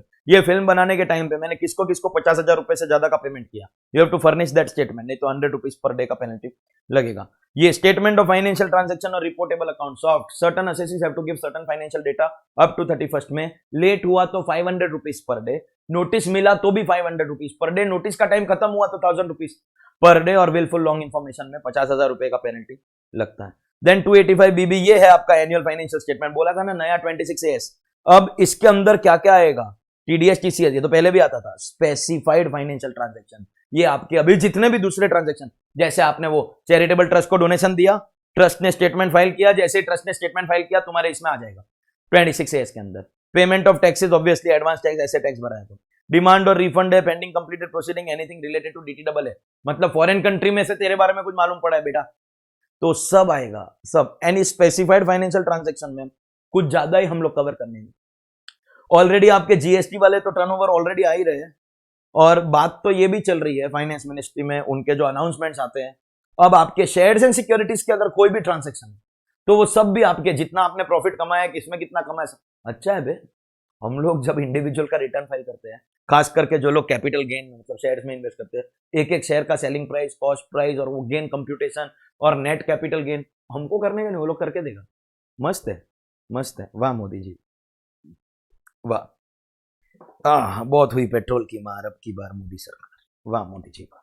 okay, now let's go ahead. एक सेक्शन जो थोड़ा सा डिटेल में, बिकॉज ये इंटरनेशनल टैक्स का सेक्शन है, based on the BEPS action plan number 13 given by OECD, uniform transfer pricing documentation. अगर आप अलग अलग कंट्री में ऑपरेट करते हो, यूएस, यूके, इंडिया के अंदर 2 कंपनी, दिल्ली एंड मुंबई. देखिए, एक ही कंपनी होगी तो काम इजी होगा, मल्टीपल कंपनीज होगी तो क्या, पहले तो दिक्कत क्या है, हर एक कंट्री का ट्रांसफर प्राइसिंग का रूल्स एंड रेगुलेशन है. Accordingly we will have to maintain data, document, information, सब गवर्नमेंट के लिए अलग अलग, मतलब हमारा काम बढ़ेगा और गवर्नमेंट को भी अलग अलग इन्फॉर्मेशन मिल रहा है. यूनिफॉर्मिटी लाने के लिए हम लोग एक common set columnar data, US, UK, Delhi, Mumbai, Dubai, एक कॉलमनर टर्नओवर, प्रॉफिट वगैरह पूरा फाइनेंशियल स्टेटमेंट, जैसे ब्रांच अकाउंटिंग, डिपार्टमेंटल अकाउंटिंग में होता है, कॉलमनर बना के एक ही चीज सबको देंगे. मतलब गवर्नमेंट को भी सेम इंफॉर्मेशन मिलेगा, एसएससी को भी एक ही बनाने का. ऑब्वियसली अगर आपका इंडिया में एक ही कंपनी है तो वही कंपनी सबमिट करेगा, लेकिन अगर इंडिया में 2 कंपनी, मुंबई एंड दिल्ली, तो दोनों से सबमिट करवा के क्या फायदा? कोई एक भी करेगा तो दूसरा सेम ही देने वाला है ना, क्योंकि we are making columnar data of all. तो हम आपस में ये ग्रुप डिसाइड करेगा कि इंडिया में कौन सी कंपनी का ये responsibility, that is responsibility of SSC. तुम बोल दो एग्जांपल मुंबई के, हमारे ग्रुप ने बोला Mumbai will give this data, मतलब मुंबई को एक नाम दिया जाएगा alternate reporting entity. Mumbai will become ARE and Delhi is not the ARE. Means we have a group जहां पे पेरेंट एंटिटी, जिसको हम होल्डिंग कंपनी बोलते हैं, इंटरनेशनली पेरेंट एंटिटी, एंड ये सब इसकी कॉन्स्टिट्यूएंट एंटिटी है जिसको हम सब्सिडरी बोलते हैं। उसमें इंडिया में 2 कॉन्स्टिट्यूएंट एंटिटी है, लेकिन क्योंकि सेम रिपोर्टिंग करना है तो कोई एक ही करेगी, वो बनेगा ऑल्टरनेट रिपोर्टिंग एंटिटी। अपने एग्जांपल में मुंबई, मतलब ये कॉलमनर फाइनेंशियल डेटा मुंबई वाली कंपनी फर्निश करेगी, इसलिए ऑल्टरनेट रिपोर्टिंग एंटिटी। फिर भी एवरी कॉन्स्टिट्यूएंट एंटिटी को जाना पड़ेगा। First of all, before I go to the provision, this uniform transfer pricing documentation will apply only अगर आपका लास्ट ईयर का पूरे ग्रुप का टर्नओवर, मतलब 2021 के लिए डिसाइड कर रहे हो तो 1920 सबका, यूएस, यूके, इंडिया में दिल्ली, मुंबई, दुबई सब मिला के टोटल टर्नओवर अगर 750 मिलियन यूरोस अगर क्रॉस मतलब 750 मिलियन यूरोस का आपका थ्रेशोल्ड है, तो आपको ये uniform transfer pricing documentation apply करेगा। Otherwise uniform transfer pricing documentation will not apply. अगर आपका 750 मिलियन डॉलर बोल रहा हूं, my bad, sorry, 750 million euros का अगर आपका टर्नओवर क्रॉस हुआ है, then you will be getting the facility of uniform. नहीं तो हर एक कंपनी को अपना अपना फर्निश करना पड़ेगा। अगर ये 750 मिलियन यूरोस का थ्रेशोल्ड लास्ट ईयर का टर्नओवर में क्रॉस हो गया, तो current year uniform transfer pricing documentation, तो फिर हम कॉलमनर डेटा बना के कोई एक कंपनी से सबमिट करवा देंगे, that company will become alternate reporting entity. अपने एग्जांपल में मुंबई, तो दिल्ली ऐसा घर पे बैठ नहीं सकता। Every constituent entity in India उसको जाके बोलना पड़ेगा, हाय सर। मुंबई जाके बोलेगा, sir I am the alternate reporting, वो राजपाल यादव करता है ना, मैं, मुझे सब आता है, I am the alternate reporting entity. Sir आपको कुछ भी चाहिए मेरे से मांगना, हमारे दिल्ली वाली कंपनी को परेशान मत करना। मतलब मुंबई बोलेगा आई एम एआरई, और दिल्ली क्या जाके बोलेगा, सर मैं नहीं, आई am not the alternate reporting entity, हमारे से मत मांगना, हमारे ग्रुप ने मुंबई वाली कंपनी को अपॉइंट किया है and that company will submit the financial data, मेरे से मत मांगना। मतलब मुंबई हो चाहे दिल्ली हो, एक बार सबको जाना पड़ेगा। If you are ARE, say you are ARE, if you are not ARE, then say you are not ARE and who is the ARE, ताकि हमको पता रहे हम किससे मांगे। खाली इतना नहीं बोला, I am ARE, I am not ARE, oh he loves me, she loves me, she loves me not, मतलब डिपेंडिंग अपॉन आपका जेंडर क्या है। मेरे केस में एक ही है, बस एक ही बहुत है, तो इतना जाके बोलना पड़ेगा, आई am ARE, I am not are, I am ARE, I am not ARE, इतना आपको जाके बोलना पड़ेगा। इतना नहीं बोलने का पेनल्टी 5 लाख रुपया, और इसके आगे सारा काम ऑल्टरनेट रिपोर्टिंग एंटिटी को, जो भी फर्निशिंग डेटा करना है उसको। लेकिन ये सब if parent entity is non resident, अगर पेरेंट एंटिटी रेसिडेंट है तो सब काम वही करेगी। मैंने आपको लास्ट क्लास में भी बोला था सीबीडीटी का बारे में बताते टाइम, दैट पेरेंट है तो आपको टेंशन नहीं, फादर है आपको कोई टेंशन ही नहीं, all responsibility. Problem arises when parent is not there. Parent अगर नॉन रेसिडेंट है तो आपको यहां पे करना है, नहीं तो ना मुंबई को कुछ करना है ना दिल्ली को, फिर पेरेंट एंटिटी ही सब काम कर लेगी। So if the parent entity is non resident, then every constituent entity has to go, sir I am ARE, sir I am not ARE. इतना नहीं बोलोगे तो 5 लाख पेनल्टी। एक बार इतना कर लिया, उसके बाद में अब रिपोर्टिंग कौन करेगा, जो एआरई है वो। अपने एग्जांपल में मुंबई वाली entity with in 12 months from the end of the accounting year, आपको कॉलमनर एक्सक्यूज मी, टेंशन मतलब उड़ के आएगा नहीं कोरोना, आपको कॉलमनर बेसिस पे बनाना पड़ेगा। रेवेन्यू सब US, UK, Dubai, Delhi, Mumbai. Profit before tax, taxes paid, stated capital मतलब हमारे कंट्री में शेयर कैपिटल बोलते हैं, इंटरनेशनल टैक्स का टर्म यूज किया। अक्यूमुलेटेड अर्निंग मतलब हम लोग उसको रिजर्व एंड सरप्लस बोलते हैं। Number of employees, tangible asset other than cash and cash equivalent, ये सब आपको कॉलमनर बेसिस में फर्निश करना है। नहीं फर्निश करोगे 5,000 रुपया पर डे, एक महीने के बाद 15,000 रुपया पर डे, एन ऑर्डर आ गया तो 50,000 रुपया per day, that is going to be the penalty that will get attracted. And this is your uniform transfer pricing documentation का रिपोर्टिंग रिक्वायरमेंट। बाकी के सेक्शन अगेन फटाफट छोटे छोटे। अगर एसएससी का इंफॉर्मेशन इन पब्लिक इंटरेस्ट है तो उसको पब्लिकली प्रिंट किया जाएगा। रजिस्टर्ड वैल्यू और अपना वैल्यूएशन समझाने के लिए आईटेट तक आ सकता है, because it is a question of fact. Authorise representative जिसको टैक्स नहीं पता है वो अपने बिहाफ पे भेज सकता है अपना employ, relative, CA, lawyer, officer of bank. CBDT conducted exam और रिकॉग्नाइज्ड एग्जाम दोनों हो सकता है।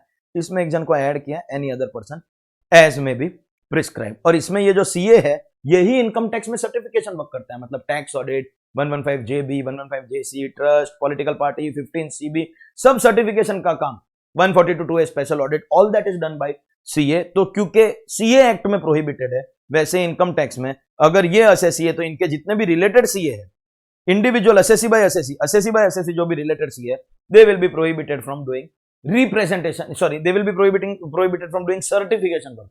रिप्रेजेंटेशन का काम वो लोग कंटिन्यू कर सकते हैं। Okay, next we have 288A, 288B, rounding off income and tax, nearest multiple of 10। जब भी आप कोई पैसा भरोगे आपको रिसीट मिलेगा। अगर आपका किसी और के बिहाफ पे टैक्स भरा है, मतलब ट्रस्ट का टैक्स ट्रस्टी ने भरा है, तो आप इंडेमनिफाई हो सकते हो, ट्रस्ट से आप वसूल कर सकते हो। अगर जेल देना है, पहली बात तो देना ही नहीं है, लेकिन देना है तो प्रेसिडेंसी मैजिस्ट्रेट और मैजिस्ट्रेट ऑफ फर्स्ट क्लास। आपका रिटर्न या नोटिस या कोई भी इनवैलिड नहीं बनेगा। अगर क्लैरिकल मतलब रॉन्ग टाइम या रॉन्ग ईयर लिखा तो वो वैलिड रहेगा, लेकिन अगर ड्यू डेट के बाद आया तो ऑब्वियसली वो क्लैरिकल एरर नहीं है, वो इनवैलिड माना जाएगा। अगर इनवैलिड है और आपको चैलेंज करना है, आप चैलेंज कर सकते हो, लेकिन अगर आपने कोऑपरेट किया तो आप नहीं कर सकते हो। ऑर्डर के पहले कर सकते हो, अपील में आप उसको चैलेंज नहीं कर सकते हो। सेम प्रिजम्पशंस जो सर्च में था, belong to the SSC, contents are true, sign, handwriting and attestation of the same person of whom it appears. अगर एक ऑथराइजेशन में बहुत सारे लोगों का नाम लिखा है, it will still be considered as individual authorisation to conduct a search in the respective premises. वो इंडिविजुअल के लिए होगा और वो वैलिड ऑथराइजेशन रहेगा। किसी भी ऑफिसर के अगेंस्ट आप कोर्ट केस नहीं फाइल कर सकते हो, खास करके सर्च में वो तोड़फोड़ करके जाता है। You can't file a case, क्योंकि वो जेन्युइनली गवर्नमेंट के लिए काम कर रहा है। अगर वो लोग आपको कहीं कहीं पर बोला है CBDT can condone delay relax, जिधर भी स्पेसिफिकली नहीं बोला they have the power to condone delay. Likewise कहीं कहीं पर बोला है दे कैन ग्रांट और विड्रॉ अप्रूवल, जिधर जिधर नहीं बोला है वहां पे we are giving them the power to withdraw approval. So condonation of delay and withdrawal of approval specifically नहीं बोला है तो यहां पे कवर होगा। अगर नया बजट पास नहीं होता है तो existing act will continue to have effect and power of CBDT to make rules. Act बोलेगा व्हाट टू डू, रूल्स बोलेगा how to do. Day to day application of income tax law, ये responsibility CBDT के पास रहेगा। Apart from that, out of the series दो 269 ST 2 lakh rupees या उससे ज्यादा from one person in one day, या एक सिंगल ट्रांजेक्शन, भले आप स्प्लिट भी कर दो, या एक इवेंट से अलग अलग ट्रांजेक्शन फ्रॉम अ पर्सन हुआ है, तो आपको वो तीन ही मोड में आप ले सकते हो। Otherwise 100% penalty will get attracted. 2 lakh या उससे ज्यादा आपको इन मोड्स में लेना पड़ेगा। Same person same day, one transaction, भले आप स्प्लिट करो या मल्टीपल ट्रांजेक्शन में एक इवेंट को अगर आपने स्प्लिट किया है तो। एक्सेप्शंस है अगर रिसीट बाय गवर्नमेंट या बैंक है, 269 SS वाले ट्रांजेक्शन, क्योंकि ऑलरेडी 20,000 का लिमिट है, and any other exception notified, वो एक सर्कुलर यहां पे आपको लिख के दिया है। Except these cases 100% will be your penalty. And 269 SU पिछला चैप्टर कराने के टाइम पे बोला था, अगर आपका लास्ट ईयर का टर्नओवर 50 करोड़ क्रॉस करता है तो दिस ईयर आपको फैसिलिटी देना है अपने कस्टमर को। क्या? RuPay debit card, Bhim UPI और यूपीआई क्यूआर कोड। फैसिलिटी देना, उसकी मर्जी होगी, वो कैश देगा चेक देगा, आपको फैसिलिटी देना। ऑब्वियसली 2 लाख रुपए आप कैश में ले नहीं सकते हो, लेकिन आपको ये फैसिलिटी देना। If last year turnover exceeded 50 crore, this year you will have to provide this facility, नहीं तो failure will attract penalty of 5,000 rupees per day. लेकिन सर बहुत बार ऐसा होता है, एक बहुत बड़ी कंपनी स्टील बनाती है फैक्ट्री में और वो होलसेलर को स्टील बेचती है। अब करोड़ों रुपए का हम लोग काम करते हैं, करोड़ों करते हैं, मतलब ऑब्वियसली ये कंडीशन तो फुलफिल हो रही है, तो क्या अपनी फैक्ट्री में क्यूआर कोड लगाएगा क्या वो आके? ऐसा नहीं होता है ना। ये बड़ी बड़ी कंपनी जो B2B ट्रांजेक्शन होता है वो तो NEFT होता है, एक पेमेंट शेड्यूल होता है दैट 90 डेज के अंदर, 60 डेज के अंदर। So this will not apply to, CBDT ने सर्कुलर निकाल के बोला this will not apply to B2B transaction. इनको हम लोग इम्यून करेंगे, B2B को हम लोग नहीं लगाएंगे। मतलब जो डीलरशिप में आप जाते हो, जैसे आप पेट्रोल भरवाने के लिए गए या किसी बड़े रेस्टोरेंट, चेन ऑफ रेस्टोरेंट में गए, ताज होटल में गए, तो वो लोगों का टर्नओवर क्रॉस कर रहा हो, कस्टमर से डील कर रहा है, क्रेडिट कार्ड दो, कैश दो, चेक दो, लेकिन उसको ये फैसिलिटी भी रखना पड़ेगा। रुपए डेबिट कार्ड, यूपीआई या क्यूआर कोड रखना पड़ेगा, नहीं रखेगा तो 50,000। बिजनेस टू बिजनेस चलेगा, लेकिन बिजनेस टू कंज्यूमर अगर हुआ then this facility has to be provided, और बिजनेस टू बिजनेस में भी कभी एक्सेप्शन मिलेगा if at least 95% is received by a mode other than cash. अगर आप कैश में डील करते हो तो फिर आपको ये फैसिलिटी भी प्रोवाइड करना पड़ेगा। That was your chapter called miscellaneous provisions. Let's go ahead next chapter, and for the day we will take this as the last, definitely not the least. Recovery of taxes, that is TDS. Actually एक time पे इतना छोटा था, 3 lecture में खत्म हो जाता, आज 5 लेक्चर में खत्म नहीं हो रहा है, क्योंकि the number of amendments here are massive and these are revision cum amendment lectures. आप ऑब्जर्व करेंगे तो सभी चैप्टर के अंदर आपको करीब करीब अमेंडमेंट बता ही दिया है। तो इनिशियली रिवीजन का पार्ट प्ले करते हैं। One person is making payment to the other, मतलब payer is giving money to the payee. That means can I say payee का income, payer का expense. Payee के income के लिए payer is the source and thus the payer will deduct the tax at source. ये payee का नुकसान या payer का profit नहीं है। तो अगर X Y को 1 लाख रुपया दे रहा है और उसमें 10,000 रुपया TDS काट लिया, तो ये X का प्रॉफिट नहीं है, क्योंकि जो काटा है वो गवर्नमेंट को देना पड़ेगा, बचने वाला कुछ नहीं है। और Y का नुकसान नहीं है, it is as good as Y को 1 लाख रुपया पूरा मिला है, क्योंकि साल के एंड में जब भी तेरे को टैक्स भरना होगा तुझे ये टीडीएस का पैसा वापस मिलेगा। टैक्स लायबिलिटी है तो उसमें से कम हो जाएगा, या अगर लायबिलिटी नहीं है तो घर आ जाएगा वापस, रिफंड मिल जाएगा. For the payer the gross amount is the expense, for the payee the gross amount is the income. TDS is only advance tax paid by payer to the government on behalf of payee. Payer के जेब में कुछ नहीं बचेगा और पेई को भी क्रेडिट मिलेगा. All responsibilities deduct then deposit then TDS return every quarter and TDS certificate. सब कुछ पेयर को करना पड़ेगा और अगर उसने नहीं किया तो डिसअलावेंस, इंटरेस्ट, पेनल्टी, प्रोसिक्यूशन, ये सब के लिए उसको रेडी रहना पड़ेगा. At the time of credit और payment which ever is earlier subject to some exceptions. Personal payment पे भी आता है except contractor and professional fees. Personal payment के ऊपर भी TDS gets attracted and then some massive amendments have taken place out here. Payee के ऊपर एक ड्यूटी, बाकी सब पेयर का एक ड्यूटी पेई के ऊपर है, that is furnish your pan. अगर पैन फर्निश नहीं किया तो फिर वो 206 डबल है, मिनिमम टीडीएस ऑफ 20%. तो वहां पर भी कुछ अमेंडमेंट आया, हम लोग उसकी भी बात करेंगे. एंड अपार्ट फ्रॉम दैट ये जो रेट और मॉनिटरी लिमिट ऑफ टीडीएस है हर एक सेक्शन के अंदर दिया हुआ रहेगा. एंड उस रेट के अंदर भी हर सेक्शन में अमेंडमेंट आया because of covid. Finally Covid और कहीं आया क्या नहीं आया, इनकम टैक्स में तो आ गया, इनकम टैक्स को कोविड लग गया. तो वो क्या अमेंडमेंट है that also we will see. एक और अमेंडमेंट ये वाला जो मैंने आपको सेल्फ असेसमेंट टैक्स और डिमांड नोटिस के सेक्शन में बोला था, बाद में कराऊंगा. तो यहां पर बहुत सारा अमेंडमेंट. फिर एक आपका इक्वलाइजेशन लेवी का कॉन्सेप्ट है, उसमें भी अमेंडमेंट आया. भाई बरसात है, बरसात अमेंडमेंट का. ओके, तो हर एक चीज को डिस्कस करेगा, टेंशन लेने का नहीं. Let's understand. Rate, monetary limit हर एक सेक्शन में दिया है, उसी को फॉलो करना है. सरचार्ज एचईसी कभी ऐड नहीं होगा एक्सेप्ट अगर सैलरी है या नॉन रेसिडेंट है तो उसमें सरचार्ज एचईसी ऐड होगा, otherwise surcharge HEC will not be added. Payee ने पैन फर्निश नहीं किया तो मिनिमम टीडीएस 20%. नाउ एक एक करके जो अमेंडमेंट है, पहले ये बेसिक इंट्रोडक्शन जब भी हम चैप्टर क्लास में चालू करते हैं तब करते हैं. Now let's understand. सबसे पहले तो टीडीएस हर पेमेंट से डिडक्ट नहीं होता है. अरे भाई साहब सुन लीजिए, अगर मुझे कोई 20,000 ऐसा सीए पे कर रहा है तो टीडीएस नहीं काटेगा, 30,000 के बाद ही काटता है ना. तो क्या वो 20,000 मेरे लिए एग्जेम्प्ट है? ऑब्वियसली नहीं, it is going to be taxable. अब मेरी बात ध्यान से सुनना, अगर किसी पेमेंट पे टीडीएस कटा है, excellent, offer gross amount to tax and take credit of TDS. मतलब 1 लाख रुपए पे टीडीएस कटा, 90 आपको मिला, तो भी 1 लाख की इनकम दिखाओ और 10,000 का टैक्स में क्रेडिट ले लो. मैं जब सीए इंटर वाले के बच्चों को पढ़ाता था एक टाइम पे, जब वो आईपीसीसी हुआ करता था, मैं इतना बोलता था, देख बेटा टीडीएस देगा ना सब में, इनकम में ऐड कर देगा. 90,000 की तेरी इनकम है उसमें ऐड कर देगा और जो भी तेरी टैक्स लायबिलिटी आ रही है उसमें माइनस कर देंगे. कैसे वो समझने के लिए फाइनल में आना, बाद में बताए.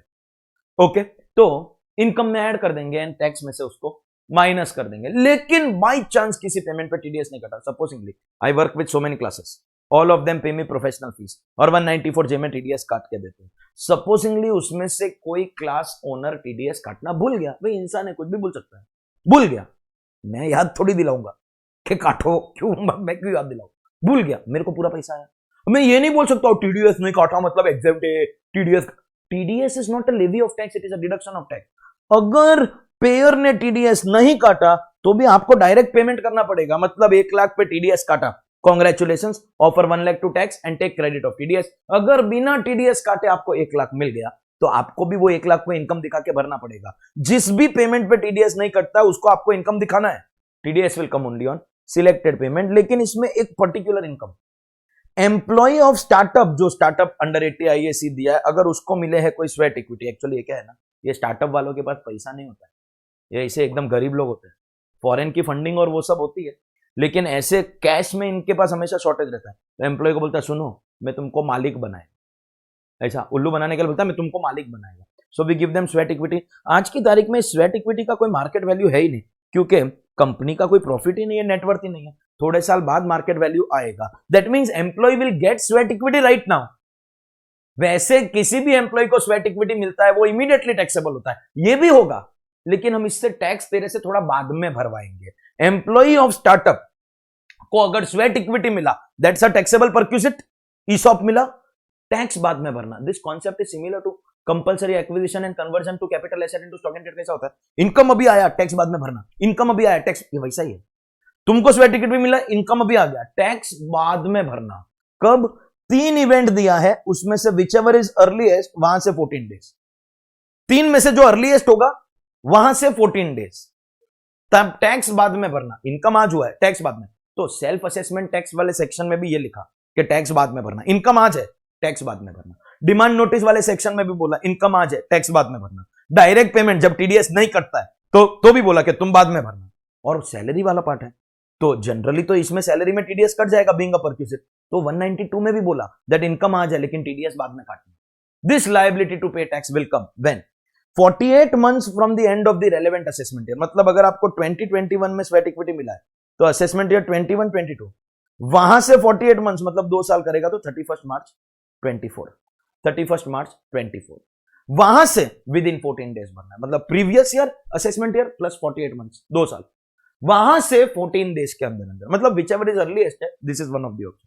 या उसके पहले हो सकता है आपने स्वेट इक्विटी बेच दिया मेरी मर्जी मैंने को बेचना था बेच दिया पहले बेच दिया तो पहले टैक्स भर बेचेगा तब टैक्स भर उसमें भी वही था ना कंपलसरी एक्विजिशन एंड कन्वर्जन में बेचेगा तभी तेरे पास पैसा रहेगा। या तूने वो जॉब छोड़ दिया cease to be employ which ever is earliest वहां से 14 डेज मींस जॉब छोड़ दिया या बेच दिया या कुछ नहीं किया तो फिर 48 मंथ्स के बाद मगर 48 मंथ्स प्रीवियस ईयर से नहीं असेसमेंट ईयर से काउंट होगा। सो 48 months from assessment year cell of the sweat equity और सीजर ऑफ एम्प्लॉयमेंट तीनों में से जो अर्लीएस्ट है वहां से 14 डेज के अंदर अंदर तो ये टैक्स भरना at the current tax rate. सा तेरी इनकम कब हुई है इस साल हुई है टैक्स रेट यही साल का लगेगा टैक्स रेट यही साल का लगेगा भरने का बाद में इन तीनों में से जो अर्लीएस्ट होगा उससे 14 डेज के अंदर अंदर भरने का। समझा ये सेल्फ असेसमेंट टैक्स में डिमांड नोटिस में सैलरी वाले टीडीएस में एंड डायरेक्ट पेमेंट में हर जगह आया। Did I tell you TDS at the time of credit और payment which ever is earlier 9 exceptions ये 9 केसेस में TDS will come only at the time of payment. Then comes आपका जो Covid का रिलैक्सेशन है ये कोविड की वजह से एक मैसिव चेंज हुआ है इन योर टीडीएस बहुत बड़ा चेंज। टीडीएस के जितने भी रेट्स हैं सब में नहीं but most of the sections TDS की रेट कम हो जाएगी because of covid as a temporary relief measure to improve cash flows of assessees in view of the global कोविड-19 pandemic the rate of TDS for certain sections have been reduced by 25%। By 25 मतलब अगर 10 था तो 7.5 अगर 2 था तो 1.5 हो जाएगा 1% वाला टीडीएस 0.7 जो भी एग्जिस्टिंग है बॉस ये तो तेरे को लर्न करना ही था ना जो भी एग्जिस्टिंग टीडीएस का रेट है वो 25% कम हो जाएगा। तो फर्स्ट लॉजिक क्या है सर कोविड की वजह से लोगों का टीडीएस कम किया ये क्वेश्चन आ गया। सेकंड सर कितना कम किया सर 25% मतलब एग्जिस्टिंग रेट जो भी है उस एग्जिस्टिंग रेट का 75% रहेगा 25 कम। लेकिन हिडन एस्पेक्ट इसके 2 है। पहली बात ये निर्मला जी है इनको रात को मन होता है ये सुबह अमेंडमेंट लेके आती है #स्वैग ठग लाइफ उनकी मर्जी। तो ये इनको मन हुआ 13 मई को जब पूरा देश लॉकडाउन में था तब इनको मन हुआ नहीं मजा नहीं आ रहा थोड़ा कम करने का तो इन्होंने ये रेट को कम किया 14 में। और ये एज अ सीए स्टूडेंट आपके लिए बैड न्यूज डोंट वरी उस बैड न्यूज को मैं कम करूंगा आपको कॉन्सेप्ट अच्छे से बता के। ये है आपका previous year applicable for exam 1/4/20 से लगाकर 31 March 21 and you are required to know all the provisions of 2021। ये अमेंडमेंट आया है 14 मई को मतलब 1 अप्रैल से लगाकर 13 मई तक ये पुरानी वाली रेट लगेगी। 1 अप्रैल से 13 मई पुरानी वाली। सर बोलना मत सर तभी कंट्री तो लॉकडाउन में था लेकिन एग्जाम में सम पूछेगा तो तू ये नहीं बोल सकता सर कंट्री लॉकडाउन में था ऑनलाइन पेमेंट चालू था बैंक चालू था समझा गया तो तू ये नहीं बोल सकता है सर कंट्री मैंने ऑनलाइन लेक्चर लिया मेरे को ऑनलाइन पेमेंट आया है उसका तो टीडीएस आया है बिफोर 13 में पुरानी वाली रेट पे एंड अगर आफ्टर 13 में तो ये नया वाला रेट है। मतलब यू हैव टू ऑब्वियसली देखिए ओल्ड रेट हम पहले लर्न करते थे अब हमको नया वाला रेट लर्न करना है लेकिन नया लर्न करके पुराना बोल नहीं सकते हो क्योंकि आपके एग्जाम में ओल्ड न्यू दोनों लगेगा। In fact every sum in my text book मुझे डेट डालना पड़ा क्योंकि अगर 13 में तक है तो आपको 10% लगाना है एंड 14 में से है अप टू 31 मार्च आपको 7.5 that means you have to know the quantum of deduction 25%। You have to also know कि वो 14 में से लगेगा पहले हुआ तो पूरा टीडीएस आएगा। तो ये आप समझ गए कि ये डिफिकल्ट है कि आपको डेट याद रखना पड़ेगा लेकिन अब आप समझ गए। मगर एक और डिफिकल्ट एस्पेक्ट ये है that this has been coming only for certain section मतलब कोई कोई सेक्शन में ये कम होगा कोई कोई सेक्शन में कम नहीं होगा। अगर आप लर्न करने को देखिए हर एक सेक्शन में मेरे जितने भी सेक्शन बाद में स्क्रॉल करेंगे तो देख लेंगे हर सेक्शन में लिखा है कोविड-19 रेट रिडक्शन एप्लीकेबल और नॉट एप्लीकेबल मैं हर एक सेक्शन में लिखा है। चैप्टर के एंड पे जो चार्ट बना है मैं आपको वैसे भी रिवीजन का लेक्चर है तो पूरा चैप्टर रिवाइज नहीं कराने वाला हूं वो चार्ट में से आपको रिवाइज करूंगा उसमें भी लिखा है एप्लीकेबल वाले में लिखा है। सर अभी हमको लर्न कैसा करने का एक तो already this is difficult to pay attention 13 में तक ओल्ड रेट 14 में से न्यू रेट रिडक्शन सबसे इजी है 25% बाकी का तो सर लर्न करना पड़ेगा। मेरे पास एक आइडिया जो बदल दे आपकी दुनिया। 3 केसेस नो रिडक्शन। अगर कोई भी पेमेंट सैलरी से रिलेटेड है, सैलरी से रिलेटेड दो सेक्शन है टीडीएस में, एक सैलरी वाला 192 और एक आरपीएफ वाला 192 है, सैलरी से रिलेटेड। अगर कोई भी सेक्शन नॉन रेसिडेंट से रिलेटेड है, जैसे वो foreign national sportsman sports association का सेक्शन है, एक आपका पेमेंट टू नॉन रेसिडेंट का जनरल सेक्शन है, in fact 194 LBA LBB LC LD जितने भी सेक्शन में नॉन रेसिडेंट है, या कोई भी सेक्शन हमको प्रोहिबिशन करने के लिए हमने लाया है, प्रोहिबिशन जैसे कैजुअल विनिंग्स, लॉटरी का बाजीगर 194 बी, हॉर्स रेसिस का बड़ा बाजीगर, और एक बैंक से कैश विड्रॉल पे हमको प्रोहिबिशन करना है, तो बैंक से कैश विड्रॉल पे हम लोग टीडीएस लाए। इन तीन के अंदर, इन तीन कैटेगरी में, ये कैटेगरी सैलरी वाला, एनआर वाला एंड प्रोहिबिशन वाला, इन तीन के अंदर आपको रेट कम नहीं होगा। कोविड-19 का जो रेट रिडक्शन बाय 25% है, that is not applicable in these three. उसमें पहली कैटेगरी में दो सेक्शन है, सैलरी एंड आरपीएफ। तीसरी वाली कैटेगरी में तीन है, बाजीगर, बड़ा Baazigar and cash withdrawal from bank, और नॉन रेसिडेंट का कोई भी। ये तीन में नहीं, मतलब बाकी सब जैसे हमारा आज चीज सबसे इंपॉर्टेंट एसीएचआईजे, सब में कम होगा। हमारा रेंट, कॉन्ट्रैक्टर कमीशन, 194 आईसी, वो जॉइंट डेवलपमेंट एग्रीमेंट हो गया। Dividend and mutual fund profit जो लास्ट ईयर तक पढ़ने का जरूरत नहीं था, but now dividend and mutual fund profit will be taxable for the share holder and the unit holder, क्योंकि डीडीटी आईडीटी डिलीट हो गया तो उस पर भी टीडीएस आएगा और कम होगा। खाली ये तीन कैटेगरी में कम नहीं होगा। तो जब भी आप कोई भी सम सॉल्व कर रहे हैं, सैलरी से रिलेटेड दो सेक्शन में है, प्रोहिबिशन वाले तीन में है, या पेमेंट टू नॉन रेसिडेंट है, तो full rate from 1 April to 31 March, no reduction, 10 will remain 10 10 10, कम नहीं होगा। जैसे इसमें 30-30 है तो ये 30 रहेगा, कम नहीं होगा। और इसके अलावा कोई भी सेक्शन है तो 10 will become 7.5, 2 will become 1.5, existing rate का 25% कम हो जाएगा फ्रॉम 14 मई, वो याद रखना। It will be applicable from 14 May, वो याद रखना मित्रों, याद रखना। समझा क्या? हाँ, applicable from 14 May. So from 14 May to 31 March selected section. Sir कैसा लर्न करने का सर ने आइडिया दिया ना, salary related, prohibition related, non resident related, तीन को छोड़ के बाकी सब में रेट। वैसे हर एक सेक्शन में मैंने लिखा है, लेकिन बाकी सब में this rate reduction is going to be applicable. समझा? 206 अगर आप पैन फर्निश नहीं करते हो, थोड़ा इसको निकालना पड़ेगा भाई, अगर आप पैन फर्निश नहीं करते, if you don't furnish pan, तो एग्जिस्टिंग रेट और 20% विच एवर इज हायर। लेकिन अगर आरपीएफ वाला सेक्शन है तो उसमें एमएमआर। और फिर इनकम टैक्स में एक नया सेक्शन आया from 1 October 194O, e commerce के ऊपर टीडीएस आया। Already equalization levy non resident पे था, एडवर्टीजमेंट का 6%, उसका एडवर्टीजमेंट के अलावा और कुछ भी अगर अभी नॉन रेसिडेंट ने कोई भी ऑनलाइन गुड्स और सर्विसेज किया, उसका इक्वलाइजेशन लेवी एक नया अमेंडमेंट वो भी आया है, 2% अभी करेंगे उसको। लेकिन अगर कोई रेसिडेंट अगर ई कॉमर्स के बिजनेस में है तो उसके ऊपर भी एक टीडीएस आया, नया सेक्शन 1 अक्टूबर से ही अप्लाई करेगा। उसमें अगर आपने पैन फर्निश नहीं किया तो उसका 5 रहेगा। मतलब वेन एवर पे does not furnish pan, TDS will be minimum 20%, RPF case 5%, और ई कॉमर्स वाले RPF case MMR sorry and e commerce वाले केस में इट विल बिकम 5%। और जो भी नॉन पेन वाले केसेस है, इसमें ये कोविड का रिलैक्सेशन नहीं मिलेगा। मतलब ये जो हम कोविड का रिलैक्सेशन नहीं देते हैं, salary, NR, prohibition and anybody covered under 206AA also, no relaxation due to covid, आपको पूरा का पूरा टीडीएस अप्लाई करेगा। So what is covid relaxation? Existing rate will reduce by 25 up to 75% of the existing rate from 14th में in selected sections, anything excluding salary, prohibition section, non-resident, and if it is a non-PAN case, PAN not furnished, then that facility will not be available. Have we understood this amendment? तो direct payment वाला amendment समझ लिया, Covid का amendment समझ लिया, non pan में वो 194A में 20 नहीं 5% लगेगा और रिलैक्सेशन नहीं मिलेगा। And now we have equalisation levy. पहले एग्जिस्टिंग 6% वाले का रिकैप, 6 कंडीशन था, याद रखना। Non resident, no PE, online advertisement और digital space for online advertisement और any other notified more than 1 lakh to a resident for business. अगर उस रेसिडेंट ने बिजनेस के लिए ये ऐड लिया है तो 6% इक्वलाइजेशन लेवी, और पेयर को वो डिडक्ट करना था, all inclusive, no surcharge HEC. लेकिन ये खाली ऐड पे आ रहा है सर, नॉन रेसिडेंट तो सब कुछ बेच रहा है, गुड्स और सर्विसेज, हर चीज के ऊपर। Now if there is any e commerce supply और services by an e commerce operator, e commerce operator कौन होता है? नॉन रेसिडेंट, नो पी, मतलब सेम है। वैसे भी ये नॉन रेसिडेंट के लिए, रेसिडेंट के लिए नया सेक्शन आया 194, this also non resident, no P, और ये नया 2% भी non resident, no P, who owns, operates or manages a digital or electronic platform or facility for sale of goods or services. मित्रों, किसी की वेबसाइट या ऐप है ना, उतने में समझ जाओ, पोर्टल, वेबसाइट, ऐप और पोर्टल, वो ऑनलाइन, डिजिटल और ई कॉमर्स। एक खाली अमेजॉन की एग्जांपल लो, अमेजॉन की वेबसाइट है ना, is that a digital platform for sale of goods और services?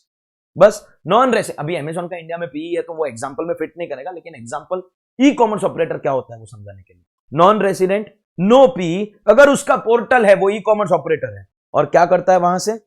Online sale of goods owned by e commerce, खुद के गुड्स बेचता है। कोई कोई लोग अपनी वेबसाइट से अपने गुड्स बेचते हैं।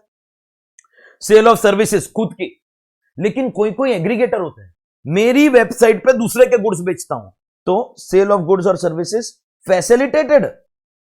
मतलब मेरा अगर पेन ड्राइव या मेरा अगर बुक्स में अगर अमेजॉन पे लिस्ट करो, तो वैसे भी आपको पता होना चाहिए अमेजॉन के खुद के कोई गुड्स नहीं है, सब दूसरे का ही बेचता है वो। It is only a portal, चाहे वो अमेजॉन हो, ओला हो, yes these are residents, but to understand the meaning of e commerce operator you can take this examples. इनके पास एक पोर्टल है, अरे हमारे खुद के होते हैं वेबसाइट जहां से हम लोग पेन ड्राइव और गूगल ड्राइव सेल करते हैं। पोर्टल है, उस पोर्टल से अगर हमने सेल ऑफ गुड्स या सर्विस किया, गुड्स हमारा भी हो सकता है, दूसरे का भी हो सकता है, सर्विस हमारा भी हो सकता है, हम खाली एग्रीगेटर में चलता है। We are e commerce operator. So non resident, no P, should be an e commerce operator, और उसका इंडिया में 2 करोड़ रुपया। इसकी वजह से कोई कोई लोग वीड आउट हो जाएंगे, लेकिन अमेजॉन जैसी कंपनी अब नहीं बचने वाली है। 2 crore rupees, this is known as Google tax. Google पे सर्च करना sir what is Google tax, 2 crore rupees, then 2% equalization levy will get attracted. So existing में 6% खाली एडवर्टाइजमेंट सर्विसेज का था, अब यहां पे सब गुड्स, सब सर्विसेज ऑब्वियसली, लेकिन जहां पे 6% लग गया है वो नहीं लगेगा, और 6 या 2 दोनों में से कुछ भी लग गया तो इनकम टैक्स नहीं लगेगा। All goods and all services किसको बेचा? रेसिडेंट को बेचा। तो अगर किसी नॉन रेसिडेंट को बेचा और उसने इंडिया के आईपी एड्रेस से तुम्हारी वेबसाइट पे, मतलब सुनिए, एक नॉन रेसिडेंट इंडिया में आया, इंडिया में आके किसी दूसरे नॉन रेसिडेंट की वेबसाइट से, जो वहां का अमेजॉन है उसकी वेबसाइट पे गया, मतलब बायर सेलर दोनों नॉन रेसिडेंट है, लेकिन दिस एडवर्टाइजमेंट वाज या website was accessed from IP address in India, मतलब मैंने इंडिया का वाईफाई यूज करके अगर उसको देखा है, तो वो भी इंडिया में इक्वलाइजेशन लेवी के लिए लायबल होगा। देखो रेसिडेंट टू नॉन रेसिडेंट तो रहेगा, non resident to non resident, लेकिन अगर आईपी एड्रेस इंडिया का यूज हुआ है then also equalisation levy will get attracted. या non resident to non resident sale of advertisement, one non resident is paying another non resident for sale of advertisement, और वो advertisement target करेगा Indian customers को। एक non resident दूसरे non resident को pay कर रहा है to target Indian customer, to target Indian customer, या ऐसे लोग जो इंडिया के आईपी एड्रेस से वो ऐड देखेंगे। सपोजिंगली आपकी कोई फॉरेन की वेबसाइट है, गाना बेचती है, कॉपीराइट ऑफ सॉन्ग्स बेचती है, और अमेरिका में बैठे बैठे किसी ने आपकी वेबसाइट पे वो गाने देखे, और वो अमेरिका में बैठा बैठा आपकी वेबसाइट पे अपनी ऐड डालना चाहता है, ताकि इंडिया से अगर कोई आपकी वेबसाइट पे आएगा उसको वो ऐड दिखाई दे। Means that advertisement will be accessed from India, या it will be targeting a customer in India, then that will also get covered. So non-resident, no P, e-commerce operator, any kind of sale of goods or services targeting a resident or a non-resident from IP address in India, or advertisement which will target a customer in India, or anybody will access from IP address in India. If the total is 2 crore or more, equal to 2 crore is also covered, then 2% equalization levy will get attracted, and once this is attracted, then there will be no other tax in India. Income tax will not be attracted. Remember, equalization levy comes under Finance Act of 2016.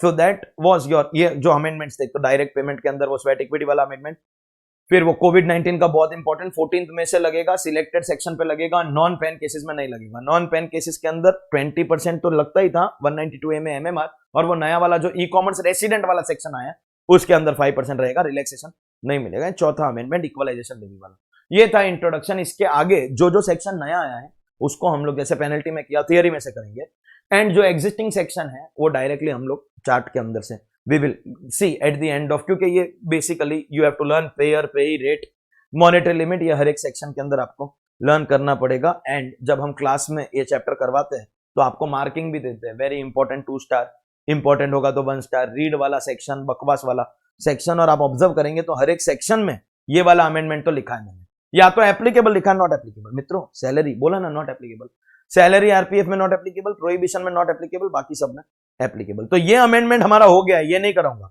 कुछ और हुआ तो कराऊंगा। तो salary में at the applicable rate TDS कटता है, और वो स्वेट इक्विटी वाला जो स्टार्टअप वाला है उसका बाद में आएगा, that I already told you. RPF के अंदर भी relaxation is not going to be applicable. Then interest, ये सिक्योरिटीज तो वैसे भी रीड वाला सेक्शन है। डिविडेंड वाला लास्ट ईयर तक बकवास में जाता था, बट अब डिविडेंड के ऊपर टीडीएस आएगा because DDT has been abolished. खाली इतना बोला है कि अगर किसी इंडिविजुअल रेसिडेंट को दे रहे हो, अदर देन कैश दे रहे हो और साल का 5,000 तक दे रहे हो, तो उसके ऊपर टीडीएस काटने की जरूरत नहीं है। Otherwise TDS will come and relaxation आएगा, बिकॉज ये सैलरी नहीं है, ये एनआर नहीं है और ये प्रोहिबिशन नहीं है। That means relaxation will be applicable. खाली इतना आपको याद रखना है। Interest other than securities, in fact ये पूरा का पूरा जो आज चीज हॉट फेवरेट है, interest, contractor, commission, rent and professional fees, इसमें पेयर का डेफिनेशन क्या है? All persons other than individual HUF. Individual HUF if they were covered under 44AB, 44AB से टर्नओवर एक्सीड किया लास्ट ईयर। लेकिन इस साल हुआ क्या है, 44AB में भी एक अमेंडमेंट आया दैट वो कोई केस में 5 करोड़ के बाद ऑडिट करवाने का। तो कंफ्यूजन हो रहा है, एक वाला 5 वाला, मगजमारी चाहिए नहीं। इधर हम लोगों ने 44AB का रेफरेंस काट दिया, सीधा टर्नओवर ही लिख दिया, 1 करोड़ बिजनेस में एंड 50 लाख प्रोफेशन में। Instead of referring other section, सीधा टर्नओवर मेंशन कर दिया। मतलब लोग वही है जो पहले कवर होने वाले थे, लेकिन टर्नओवर लिखने की, हम लोगों ने 44AB लिखने की जगह टर्नओवर लिख दिया। All persons other than individual HUF. Individual HUF अगर लास्ट ईयर उनका टर्नओवर बिजनेस में 1 करोड़ या प्रोफेशन में 50 लाख क्रॉस किया, ये सेम आज चीज के 5 सेक्शन के अंदर अमेंडमेंट आया। All persons other than individual HUF, individual HUF if the turnover exceeds, last year तक लिखा था 44AB लिमिट, अभी क्या बोला, business 1 crore, profession 50 lakh, last year का टर्नओवर। और ये 5 सेक्शन में अमेंडमेंट, इनफैक्ट टीसीएस के अंदर भी अमेंडमेंट आया है। एंड ये इंटरेस्ट का सेक्शन है। अदर देन दैट, इस इंटरेस्ट वाले सेक्शन में एक और अमेंडमेंट, कभी कभी एक कोऑपरेटिव सोसाइटी टीडीएस नहीं काटती, कभी one cooperative society paying to its own member except cooperative bank, and second society to society. लेकिन अगर उस सोसाइटी का लास्ट ईयर का टर्नओवर 50 करोड़ रुपया क्रॉस, एनी कोऑपरेटिव सोसाइटी जिसका लास्ट ईयर का टर्नओवर हैज क्रॉस्ड 50 करोड़ रुपया, तो फिर उसको टीडीएस काटना पड़ेगा, even if not otherwise liable. फिर आते हैं आपके बाजीगर, बड़ा बाजीगर बोला था आपको कोविड का रिलैक्सेशन अप्लाई नहीं करेगा, so winning from lotteries and horse races not applicable. Then इनमें से किसी में भी ये जो आपको अमेंडमेंट दिख रहा है ना, वो मैंने आपको सब ऑलरेडी बोल दिया है। So this is non resident तो नॉट एप्लीकेबल, ये सब रेसिडेंट है तो एप्लीकेबल है। I talk about only those amendments जो नहीं डिस्कस हुआ है। जैसे again if I talk about commission, तो ये जो पेयर का डेफिनेशन 194H में चेंज हुआ है वो मैंने आपको ऑलरेडी बोल दिया, 44AB की जगह डायरेक्टली टर्नओवर लिख दिया। अदरवाइज पेयर, पे रेट, मॉनेटरी लिमिट, हर एक सेक्शन का आपको लर्न करना है। Contractor biggest section, but first ये वाला अमेंडमेंट पेयर के डेफिनेशन में, देन कोविड का रिलैक्सेशन एप्लीकेबल रहेगा बिकॉज ये ना सैलरी है, ना प्रोहिबिशन है, ना नॉन रेसिडेंट है। एंड एक तीसरा अमेंडमेंट यहां पे आया है, when I give you an order and I supply raw material, मतलब I will pay you only for labour, order भी दिया, रॉ मटेरियल भी दिया, तो फिर वो वर्क डन होता था और टीडीएस आता था। ऑर्डर भी दिया, स्पेसिफिकेशन, रॉ मटेरियल दोनों दिया। तो अब अमेंडमेंट यह आया कि रॉ मटेरियल अगर मैंने दिया या मेरे किसी रिलेटिव ने दिया तो भी वो वर्क डन है। नहीं तो मैं क्या करता था, मैं ऑर्डर देता था, रॉ मटेरियल मेरे रिलेटिव से दिलवाता था और फिर मैं उसको दिखाता था that this transaction is a sale of goods, और मैं 194C से बचता था। Now if I give you order and raw material is supplied by me और my relative, it will be work done, TDS will get attracted from the customer और from the customer का relative. Rent के अंदर वापस आई है ये दो ही amendment, nothing other than that. IBIC वो 50,000 पर मंथ वाला जो रेंट है, joint development agreement, nothing. 194J professional fees, पहला 2 अमेंडमेंट आपको पता है, पेयर का डेफिनेशन चेंज हुआ, रिलैक्सेशन एप्लीकेबल। एक तीसरी चीज, यहां पे लास्ट ईयर तक 2 रेट थी, 10%, 2%। कॉल सेंटर के लिए 2%, everywhere else 10%। Call centre to everywhere else, अब drastic change. Call centre to fees for technical services पूरा का पूरा 2 में चला जाएगा। ये पहले 10 में था, अब ये पूरा 2 में आ जाएगा, 10 से 2 हो जाएगा। एंड जो रॉयल्टी है वो सेल, डिस्ट्रीब्यूशन और एग्जीबिशन ऑफ फिल्म्स से रिलेटेड अगर है तो वो 2 में आ जाएगा। Means any other royalty and everything else professional fees 10 में। मतलब लास्ट ईयर तक 10 और 2 दोनों में एक एक था, अभी 2 में 3 आ जाएंगे। क्या क्या? कॉल सेंटर एग्जिस्टिंग अमेंडमेंट, क्या पूरा fees for technical services, royalty खाली फिल्म्स वाला, मतलब other than that patent, trademark, drawing, design का अगर रॉयल्टी होगा तो वो 10 में रहेगा। तो देखिए, प्रोफेशनल फीस पूरा 10%, फीस फॉर टेक्निकल सर्विसेज पूरा 2%, कॉल सेंटर पूरा 2%, रॉयल्टी फिल्म्स का 2, बाकी का 10। हाँ, लेकिन 14th में से कॉरेस्पॉन्डिंग रिडक्शन, क्योंकि ये कोविड-19 के रिलैक्सेशन में आएगा, तो that will change, but we are discussing the rate before covid relaxation. देखो बिफोर वाली रेट याद है, तो आफ्टर वाली तो क्या है, 25% कम करना है. You can reduce your effort, और मैंने एक काम तो आपका कर ही दिया है, 3 जगह पे कम नहीं करना है, बाकी सब जगह पे करना है. तो thank you, rather you should say thank you, मैं वेलकम बोलता हूं. चल, distribution of profit by mutual fund, ये भी नया सेक्शन आया, लास्ट ईयर तक नहीं काटने का था, लेकिन अभी 5,000 से ज्यादा दिया तो टीडीएस कटेगा. कॉन्ट्रैक्टर कमीशन, प्रोफेशनल फीस, अगर पर्सनल पेमेंट 50 लाख से ज्यादा किया तो 5% टीडीएस. एलएआई ये पूरे आपके एग्जिस्टिंग सेक्शन है, कुछ भी इसमें चेंज नहीं है. ये जो एलबी से लगाकर एलडी अगर आपको चेंज दिख भी रहा है, तो these are changes that we have already studied in special rates of tax. जो स्पेशल रेट ऑफ टैक्स में चेंज हुआ है वही यहां पे चेंज हुआ है, nothing apart from that. 194N जो कैश विड्रॉल फ्रॉम बैंक था एक्सीडिंग 1 करोड़, उसमें स्लाइट चेंज है टेकन प्लेस. पहले ऐसा था कि only on the excess we had to deduct TDS, अब TDS will come on the entire amount. मतलब अगर आपने 1 करोड़ से ज्यादा विड्रॉल किया तो पूरे पे टीडीएस आएगा, पूरे अमाउंट के ऊपर टीडीएस आएगा on the full amount. 2% on the excess over 1 crore जो था, मतलब 1 करोड़ 10 लाख अगर विड्रॉ किया है तो 10 लाख का 2% आता था. अभी 1 करोड़ 10 लाख का 2%, और उसमें भी अगर जो अकाउंट होल्डर है उसने लास्ट 3 साल का रिटर्न फाइल नहीं किया, जिसका भी 3 में से ड्यू डेट चला गया, मतलब अगर वो रिटर्न फाइल नहीं किया है, तो 20 लाख के बाद 2% और 1 करोड़ के बाद 5%. ये बहुत बड़ा स्टूपिडिटी है. बैंक को क्या सपना गिरेगा क्या कि तुमने रिटर्न फाइल नहीं किया? सपने में आएगा बैंक को. I don't know how they are going to implement this. This is really really stupid. लेकिन 1 जुलाई से चेंज हुआ है. तो पहले क्या था, 1 करोड़ क्रॉस किया तो एक्सेस के ऊपर 2, अभी एक्सेस नहीं टोटल के ऊपर 2, और उसमें 3 साल का रिटर्न फाइल नहीं किया तो 20 लाख के बाद में पूरे पे 2 और 1 करोड़ के बाद में पूरे के ऊपर 5. That is how TDS is going to be implemented. एक ई कॉमर्स का जो रेसिडेंट से रिलेटेड आया वो मैंने आपको पहले ही बोल दिया. Payer will be e commerce operator, मतलब अगर मैं अपने गुड्स अमेजॉन पे, जो अभी रेसिडेंट में तो उसका एग्जांपल ले सकते हैं अमेजॉन पे, मैं छोड़ दे अमेजॉन का नहीं, मैं अपने लेवल की बात करूं. मेरी बहुत सारी वेबसाइट्स के ऊपर लेक्चर्स लिस्टेड है, एंड भगवान की दया से सब जगह से सेल्स है, और भगवान की दया से सब जगह से पेमेंट है. That means can I say they are operating the digital और electronic facility.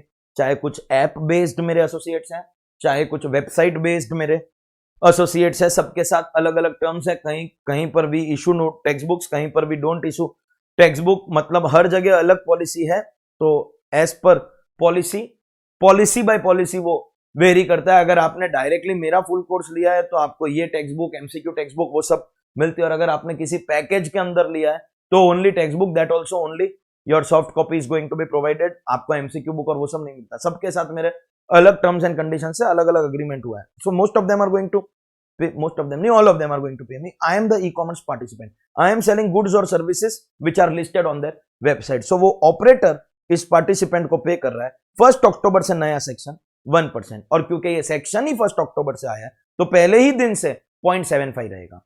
Till 31 March it will B 0.75. उसके बाद में वो हम लोग वापस उसको इंक्रीज, वो बाद में देखेंगे. लेकिन ये तो 14th में के बाद में आया, तो ये तो पहले दिन से 0.75 रहेगा. ई कॉमर्स वही है जो हमने इक्वलाइजेशन लेवी के अंदर देखा. खाली इतना बोला है कि पेई इंडिविजुअल एचयूएफ है, पैन फर्निश कर दिया, और टोटल अगर अप टू 5 लाख रुपया इन ईयर है तो फिर उसके ऊपर टीडीएस नहीं काटने का. In all other cases TDS will get attracted. Individual HUF, furnish PAN और Aadhaar up to 5 lakh rupees total in year, then no need to deduct TDS. और इस 5 लाख के लिए भी इन्होंने क्लैरिफाई किया दैट सेक्शन अक्टूबर से आएगा, लेकिन 5 लाख की लिमिट अप्रैल से काउंट होगी. मतलब अप्रैल से सितंबर तक अगर 100 करोड़ भी हो गया टीडीएस नहीं आएगा, लेकिन 5 लाख की लिमिट खत्म. फिर अभी 1 अक्टूबर को 1 भी रुपया हुआ तो टीडीएस आएगा. अगर अप्रैल से सितंबर 3 लाख हुआ तो अक्टूबर से 2 लाख पे नहीं आएगा, लेकिन आफ्टर 2 लाख आएगा. Means what ever out of 5 lakh you have utilized earlier वो कम होगा, भले उस पर टीडीएस नहीं. 100 करोड़ भी होगा, no TDS. TDS will start from 1 October, लेकिन पहले के पेमेंट लिमिट के लिए काउंट किए जाएंगे. Then we have payment to non resident, जो उनकी एग्जिस्टिंग रेट पे टीडीएस करता है. हमको सबको वो बात पता ही है कि नॉन रेसिडेंट के ऊपर एप्लीकेबल रेट के ऊपर TDS will gate deducted. Grossing up, अगर पेमेंट नेट ऑफ टैक्स हुआ है तो बैक कैलकुलेशन से ग्रॉस अप करते हैं. व्हेनेवर द पेई, ये लोग को अगर मिल रहा है तो central government, state government, local authority, RBI, mutual fund, no TDS. ये लोग देंगे तो टीडीएस काटेंगे. Okay, and then these are only read worthy sections. इसके अलावा कुछ जनरल पॉइंट्स आते हैं. टीडीएस काटा हुआ मंथली फ्रीक्वेंसी से डिपॉजिट करना होता है 7th of the next month, लेकिन मार्च के लिए 30th अप्रैल. फिर क्वार्टरली टीडीएस रिटर्न फाइल करना पड़ता है 31st after the quarter. Late filing of return 200 rupees per day, but maximum to the extent of the TDS amount. और 1 साल से ज्यादा डिले हुआ तो मिनिमम 10,000, मैक्सिमम 1 लाख का पेनल्टी भी लगेगा. Then we have to give TDS certificate to the payee, उसमें भी 100 रुपीज पर डे अगर डिले हुआ, लेकिन 26 एस में आ जाता है तो कोई उसको देता नहीं है, nobody complies with that provision. Then 194 I A and I B में we will have payment cum return within 30 days from the end of the month, हम लोग पेमेंट कम रिटर्न दोनों करेंगे। तो पहला दो ड्यूटी आपने नहीं किया, काटा नहीं या काटा और डिपॉजिट नहीं किया, उसका नॉन कंप्लायंस हुआ तो penalty will B 100% 271C। Interest आएगा नॉन डिडक्शन का 1% पर मंथ और पार्ट, एंड नॉन पेमेंट का 1.5% पर मंथ और पार्ट, दोनों के लिए अलग अलग rate, but on the TDS amount that will be your principal 1% और 1.5%।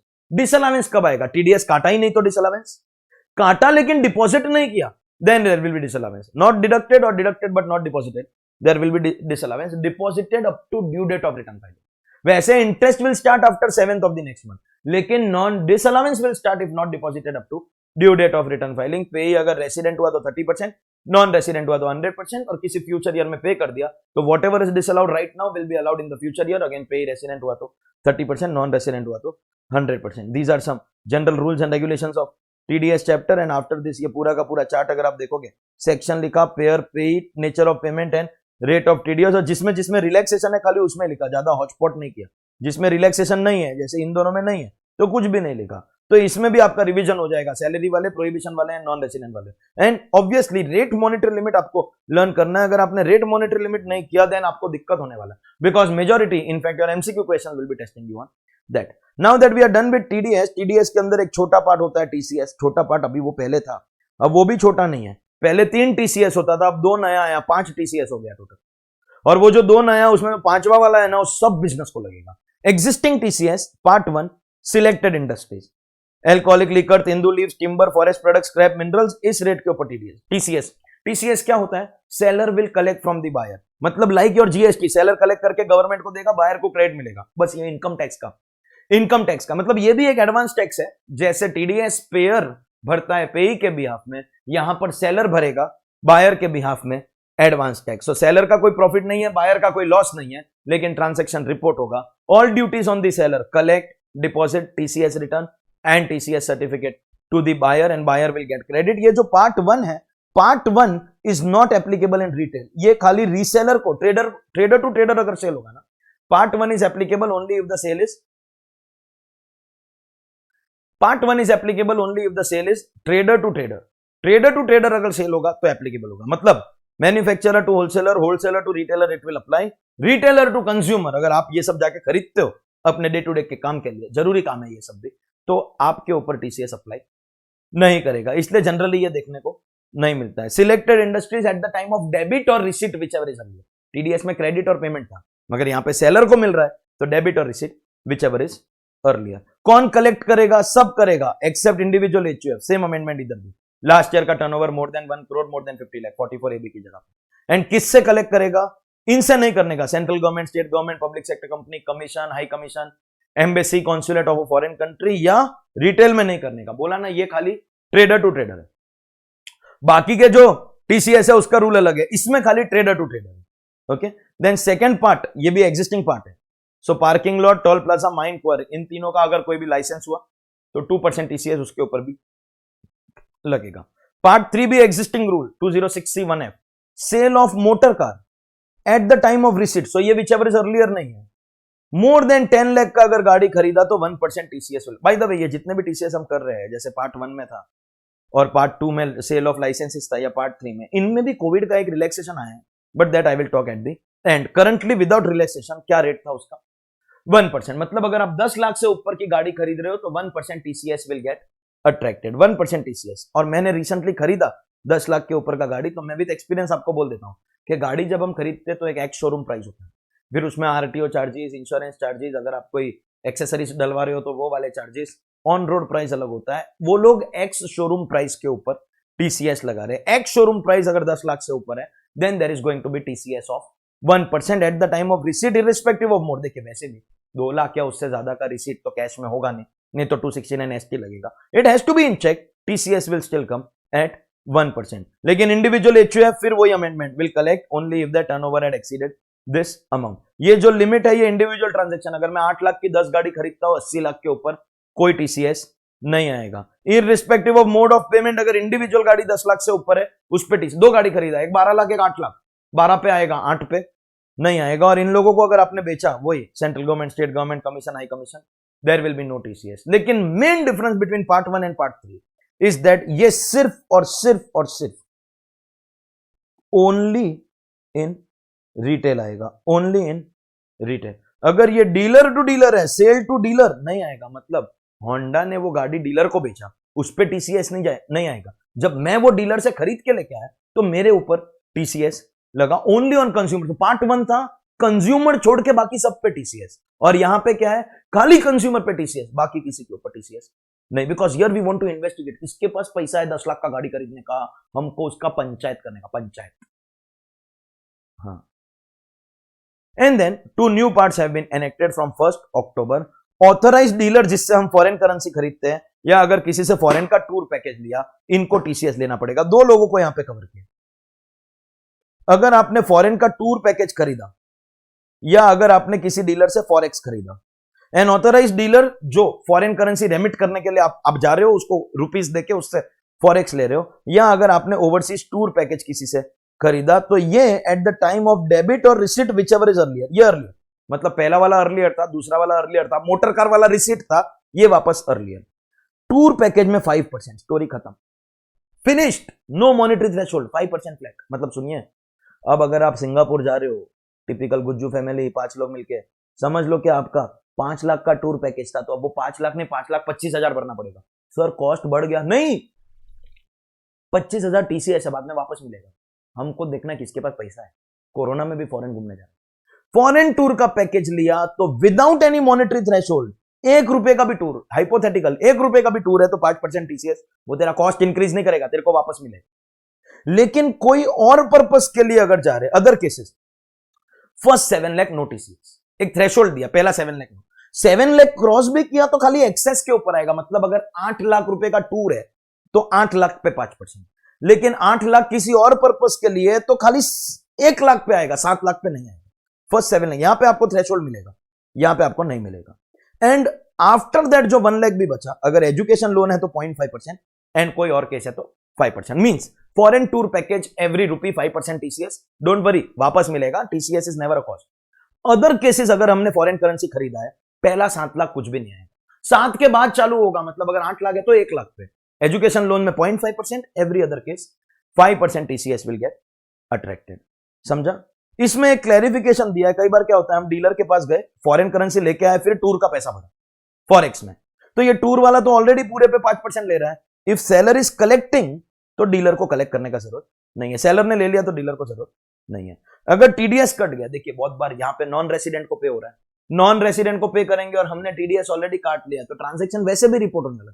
लेकिन मैं आपको पैसा दे रहा हूं, मैं आपका टीडीएस काटो और आप मेरे से टीसीएस लो, और दोनों गवर्नमेंट को भरो, तो टीडीएस अगर है तो TCS will not gate attracted. So tour package every rupee, and other cases में 7 लाख तक नथिंग, एक्सेस पे एजुकेशन लोन 0.5, अदर केसेस में 5% is going to get attracted except these two, and last comes that TCS part 5 जो हर business को apply करेगा। अब तक selected industries थी, चाहे वो एल्कोहलिक लिकर एंड तेंदुल लीव्स वो सब था, या लाइसेंस था, या मोटर कार था, या फॉरेन करेंसी था, गोल्ड बेचने वाला, या सीए की सर्विस देने वाला, या कोई भी ये कोई एजुकेशन, टेक्नोलॉजिकल एजुकेशन बेस्ड जो स्टार्टअप्स है, जो बेसिकली ऐसा बाजार में आ रहे हैं, ए प्रोफेसर लोग लो कितना चाहिए, लो आ जाओ, completely they are buying out professors. सस्ते वालों को महंगे वाले को बाय करने में टाइम लगेगा, बट महंगे वाले are also willing to be sold. हाँ भाई, दबे, आई होप यू अंडरस्टूड यहाँ पे किसकी बात हो रही है। तो वो प्रोफेसर्स को मींस लमसम देके वो लोग उठा रहे हैं, तो ये लोग बड़े बड़े लेवल के ऊपर काम करते हैं। Now understand what is happening. अगर किसी सेलर का लास्ट ईयर का टर्नओवर 10 करोड़ रुपया क्रॉस किया, हमारे गोल्ड जो बिजनेसेस चलते हैं, ट्रेडिशनल फैमिली बिजनेस, 3 बिल होते हैं ना, तो 10 करोड़ रुपया क्रॉस हो जाता है। ह्यूज बिल, एक एक बिल करोड़ों रुपए में होता है। और करंट ईयर आपने किसी को 50 लाख से ज्यादा सेल किया, एक्सक्लूडिंग जो ऊपर जो टीसीएस आ गया उसको छोड़ दीजिए, करंट ईयर अगर आपने किसी को 50 लाख से ज्यादा सेल किया, तो एक्सीडिंग ₹50 लाख जो अमाउंट है उस पे 0.1% आपको टीसीएस लेनी। मतलब पहले तो मेरा लास्ट ईयर का टर्नओवर 10 करोड़ क्रॉस करना चाहिए, वो हो गया, I am the definition of seller. Current year किसी को 1, 2, 5, 10 लाख का कुछ भी बेचा, 40 लाख का बेचा, नो नथिंग। अगर किसी को 60 लाख का बेचा, तो एक्सीडिंग 50 कितना है, 10 लाख, उसके ऊपर eight the time of receipt, bill में नहीं आएगा, ये ड्यू और रिसीव, ये ड्यू और रिसीव अर्लियर नहीं है, जब पैसा मिलेगा तो 0.1% मुझे बायर से, मतलब 60 लाख अगर है तो 10 लाख का 0.1% I have to collect from the buyer. ये उसके लिए कॉस्ट नहीं है, उसको क्रेडिट मिलेगा बाद में, लेकिन transactions will get reported. So last year का टर्नओवर 10 करोड़ क्रॉस किया, और इस साल किसी को 50 लाख से ज्यादा किसी से मिल रहा है, this is obviously party wise, तो जिससे भी आपको एक्सेस मिला वो एक्सेस का 0.1%, ऑब्वियसली एक पार्टी को 60 लाख का बेच दिया तो 10 लाख का 0.1%, अगली बार 1 रुपया भी बेचेगा तो आएगा ना, 1 रुपया भी बेचेगा तो आएगा, फॉलोड। बट यस, अगर टीडीएस कट गया, जैसे वो एजुकेशन टेक्नोलॉजी स्टार्टअप्स वाले प्रोफेसर को ऐसे अंधाधुन पैसा देके उठा रहे, सस्ते वाले को, महंगे वाले को टाइम लगेगा बाय करने के लिए, सस्ते वालों को उठा लिया, महंगे वाले को जब उठाएंगे तो वो टीडीएस काटेंगे, और टीडीएस काटेंगे तो टीसीएस लेने का जरूरत नहीं। If last year turnover exceeds 10 crore,